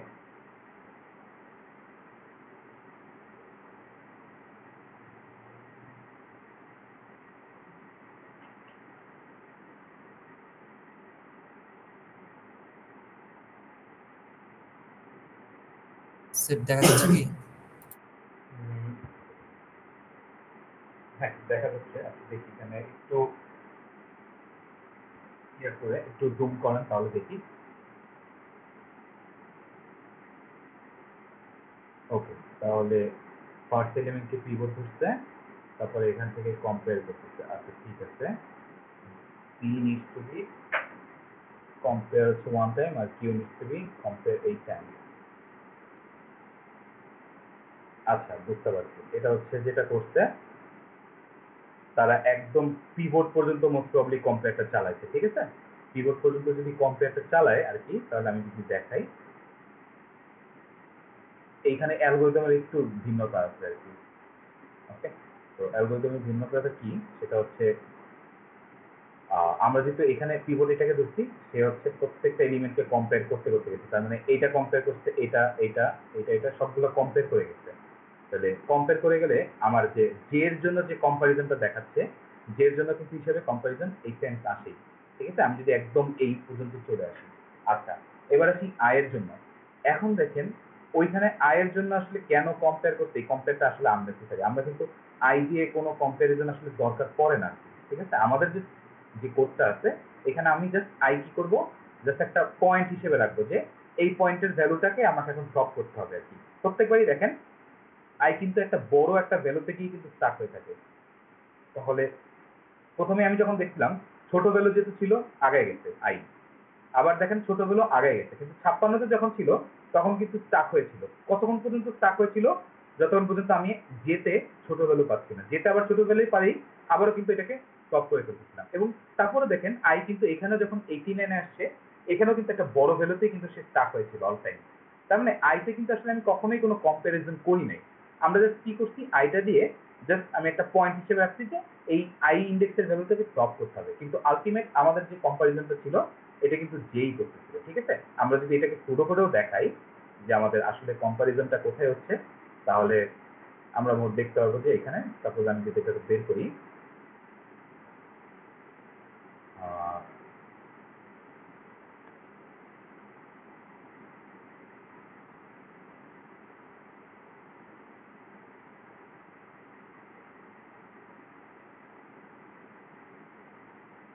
এই যে দেখেন আমাদের কিন্তু কন্ডিশনের যে ইয়াটা দেওয়া আছে, এটা কিন্তু পুরোটাই দেওয়া আছে এর যে ইন্ডেক্সের সাথে পিভটের কম্পারিজন হবে। এছাড়া কিন্তু আমার দেখেন কোনো কম্পারিজনে কিন্তু আই ইন্ডেক্সের ভ্যালুর সাথে কোনো রকম কম্পারিজন কিন্তু আমরা করি নাই কোথাও। ঠিক আছে? তো আমাদের যে অ্যাকর্ডিং টু মানে এই কোড, আমরা কিন্তু অলওয়েজ যে ইন্ডেক্সের ভ্যালুর সাথে কিন্তু আমরা কম্পারিজন করতেছি। আর যে ইন্ডেক্স কতক্ষণ পর্যন্ত চলতেছে? লো থেকে হাই -1, তার মানে পিভটের আগ পর্যন্ত চলতেছে। তার মানে এটা শুধুমাত্র আমার ফার্স্ট পার্টিশনের জন্য কিন্তু প্রযোজ্য। আর পরের পার্টিশন গুলোও কিন্তু সেম, কিন্তু পার্টিশন যেহেতু মাল্টিপল হয়ে যাচ্ছে, তখন আমাকে কম্পারিজন গুলো এখানে হ্যান্ডেল করতে হবে ওইভাবে। তো যেহেতু পার্ট পার্টিশন, তার মানে এটা পিভট, তার মানে n-1 সংখ্যক কম্পারিজনই ইজ ফাইন আমাদের কোড অনুসারে, ঠিক আছে? তো ওইটা যেটা হচ্ছে ওইটা কিন্তু অন্য একটা ভ্যারিয়েশন অনুসারে কিন্তু এটাকে সলভ করতেছে, আর কিছু না। তো ওইটাকেও ভুল বলবো না, হয়তো বা ওইটার সুডো কোডটা একটু ডিফারেন্ট আছে, এর জন্য ওইটাকে ওইভাবে সলভ করতেছে, ঠিক আছে? কিন্তু আমাদের যে সুডো কোডটা দেওয়া আছে বা আমরা যে অ্যাপ্রোচটা ফলো করছি এইটা অনুসারে কিন্তু আমাদের এখানে যে রেসপেক্টে কম্পারিজন হয় তাহলে 7টা কম্পারিজন হচ্ছে আর কি। বুঝছি এটা এই জিনিসটা, এটাই। তো এটা আসলে ডিফারেন্ট হতে পারে যদি আমার সুডো কোড ডিফারেন্ট হয় তাহলে আর কি। তাহলে আর কোনো কোশ্চেন আছে আমাকে বলেন তাহলে কি স্যার যতগুলা উপাদান থাকবে স্যার তাহলে তার একটা কম অ্যান্সার লিখে দিলে কি হয়ে যাবে নাকি স্যার সিমুলেশন করে দেখাতে হবে? এটা একটু সিমুলেশন করে দেখাইতে হবে। এই যে আমি সিমুলেশন করে দেখাইলাম না, এটা সিমুলেট করেই দেখাইতে হবে, ঠিক আছে? কেন অ্যান্সারটা কিন্তু কোশ্চেনটা যে বললাম না যে কতগুলো কম্পারিজন হচ্ছে, কতগুলো ড্রপ হচ্ছে, কতবার এইটা হবে ওইটা হবে, এগুলো আসলে সবই সিমুলেশনেরই কোশ্চেন। আমাকে সিমুলেট করেই দেখাইতে হবে যে এই যে এতবার হচ্ছে আমার কম্পারিজন হচ্ছে বা এতবার ড্রপ হচ্ছে। এই কোশ্চেনটাই যদি আমি বলতাম কতবার ড্রপ হচ্ছে, তাহলে আমাকে ততবার আমাকে অ্যান্সার করতে হবে না জিনিসটা। একবার, দুইবার, তিনবার, চারবার, পাঁচবার, 6বার। এখানে কিন্তু 6বার ড্রপ হচ্ছে, তাহলে এটা কিন্তু আমাদেরকে জানতে হবে, ঠিক আছে? এই জিনিসটাই। ওকে, তাহলে আর কোনো কি কোশ্চেন আছে আমাকে বলেন। অনেকক্ষণ হয়ে গেছে অ্যাকচুয়ালি, কালকে আবার পরীক্ষা হচ্ছে অনেকের।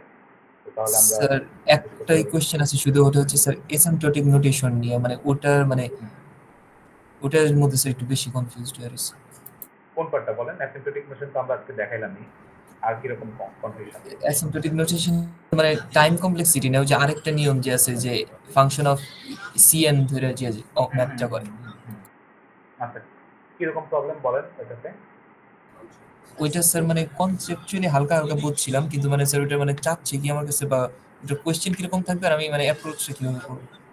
এটার কোশ্চেন হচ্ছে নর্মালি যে এরকম থাকবে, একটা কিছু দেওয়া থাকবে, বলবে যে এটাকে প্রুফ করো যে এটা আসলে এইটা কিনা, ঠিক আছে? হতে পারে সেটা থিটা নোটেশন দেওয়া থাকতে পারে, হতে পারে সেটা ওমেগা থাকতে পারে, হতে পারে সেটা বিও থাকতে পারে, ঠিক আছে? তাহলে মনে করেন যদি আমি একটা সিম্পল একটা প্রুফ দেখাই দিই,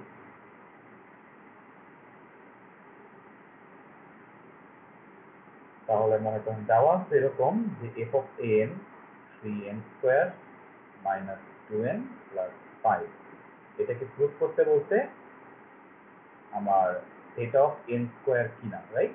এটা প্রুফ করতে বলতে। তাহলে আমাদের আসলে সূত্রটা কি? সূত্র অনুসারে আমার এই জিনিসটা প্রুফ করতে হবে, c1 into gn is less than f of n is less than c2 into g of n। এটা যদি আমি প্রুফ করতে পারি তাহলে আমি বলতে পারবো যে এটা হচ্ছে theta notation of n square. তাহলে এখানে gn টা আসলে কি? এখানে gn টা হবে যেটা প্রুফ করতে বলতে ভিতরে, সেটাই হচ্ছে আমার gn। তাহলে আমার এখানে gn হচ্ছে অর মানে n স্কয়ার, এটা একটা ফাংশন, রাইট? তাহলে এখন আমাকে ধরতে হবে যে দুইটা কনস্ট্যান্ট দেওয়া আছে, দুইটা পজিটিভ কনস্ট্যান্ট দেওয়া আছে, আর এখানে একটা ফর্মুলা এটা আমি অ্যাড করে দিলাম যে 0 থেকে বড় হবে, ঠিক আছে? তাহলে পজিটিভ কনস্ট্যান্ট গুলো কি কি? এখানে c1 c2 সাথে একটা n নট আছে। এই পজিটিভ কনস্ট্যান্ট গুলোকে আমাকে হ্যান্ডেল করে আমাকে এই ফর্মুলাটা যদি আমি প্রুফ করতে পারি gn এর জন্য, তাহলেই আমি বলতে পারবো যে এই যে ফাংশনটা আছে এটা টাইপ বাউন্ড হবে theta notation of n square. তাহলে আমাকে এই c1 আর c2 এটার ভ্যালু বের করতে হবে n নট এর রেসপেক্টে। তাহলে মনে করেন আমি যদি n নট ধরে নেই যে n নট হচ্ছে আমার একের সমান বা বড়, তার মানে আমার নাম্বার অফ ইনপুট হচ্ছে মিনিমাম একটা, তার থেকে বেশি হতে পারে, তাহলে এটার রেসপেক্টে আমাকে এটা প্রুফ করতে হবে। তাহলে আমরা এখান থেকে যদি ধরি তাহলে দেখেন c ইনটু gn, gn এর ভ্যালু আমি যদি বসাই তার মানে কত হচ্ছে n স্কয়ার, এখানে fn কত আমার 3n square minus 2n plus 5, এখান থেকে আমি পাচ্ছি c2 ইনটু n স্কয়ার। তাহলে এখানে আমাকে এই দুটো ভ্যারিয়েবলের ভ্যালু আমাকে বের করতে হবে। তাহলে এটা বের করার ইজিয়েস্ট ওয়ে হচ্ছে এই যে টার্মটা দেওয়া আছে এটাকে আমি কি প্রুফ করতে পারি, এখানে যত n মানে যত টার্ম আছে প্রত্যেকটাতেই আমি এই gn ফাংশনটা বসাই দিব। তার মানে gn ফাংশনটা যদি বসাই দিই তার মানে কি রকম 3n স্কয়ার, তার মানে n স্কয়ার অলরেডি আছে, তার মানে এটাই বসানোর কিছু নাই। এরপরে দেখেন আমি এই যে 2 এটার সাথে n আছে, এখানে আমি 2n স্কয়ার বসাই দিই n এর পরিবর্তে। আবার দেখেন এখানে 5 আছে, তাহলে 5 এর পরিবর্তে আমি ফাংশনটা বসাই দিই gn ফাংশনটা, তাহলে কত হবে আমার হচ্ছে 5n স্কয়ার। তাহলে আমার কত আসছে এখানে রেজাল্টটা 6n স্কয়ার। তাহলে এই যে ভ্যালুটা, এই ভ্যালুটা আমাদের জানা দরকার।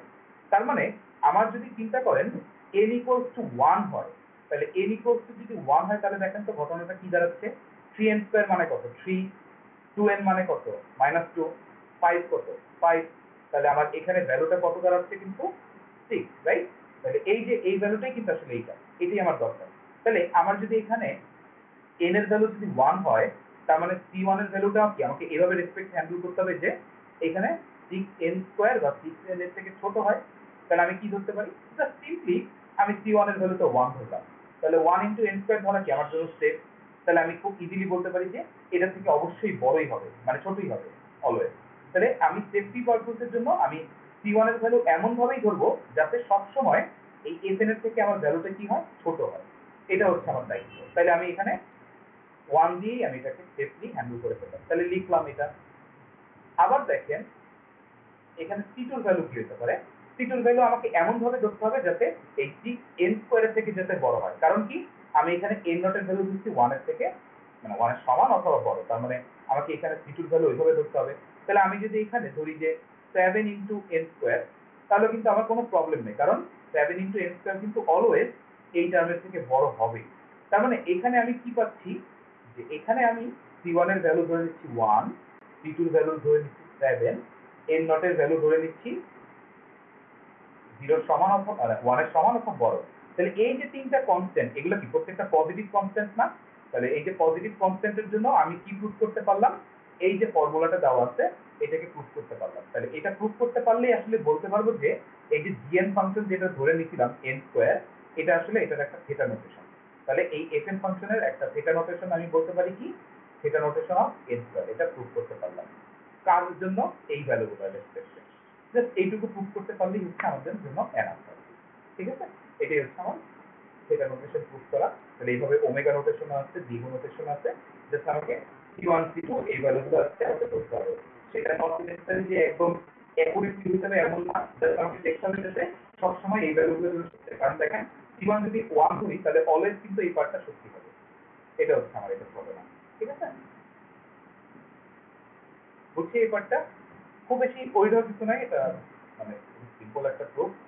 আমরা জাস্ট এইভাবে প্রুফ করতে থাকলে আর কি হয়ে যাবে। তো আপনারা একটু প্র্যাকটিস করেন আর কি, টাইম আছে। যদি ইনকেস কারো কোনো প্রবলেম ফেস হয় আমাকে হচ্ছে ইমেল করতে পারেন, না হলে হচ্ছে হোয়াটসঅ্যাপে মেসেজ দিয়ে রাখতে পারেন, তাহলে আমি ট্রাই করবো সলভ করে দেওয়ার। আর যারা যারা আসলে ক্লাসে অ্যাটেন্ড করতে পারে নাই আমি হচ্ছে রেকর্ডিংটা দিয়ে দিব আর কি। ঠিক আছে, তাহলে তারা হচ্ছে দেখতে হবে। তো একটু ভালো করে প্র্যাকটিস করেন, কোনো প্রবলেম হলে আমি আসছি, সমস্যা নেই। একটু যদিও বিজি থাকবো এই উইকটাতে পুরোপুরি, তারপর আমি চেষ্টা করবো যতটা দ্রুত আর কি সলভ দিয়ে দেওয়া যায় আমি চেষ্টা করবো আর কি তারপরে সলভ করে দেওয়া। ওকে।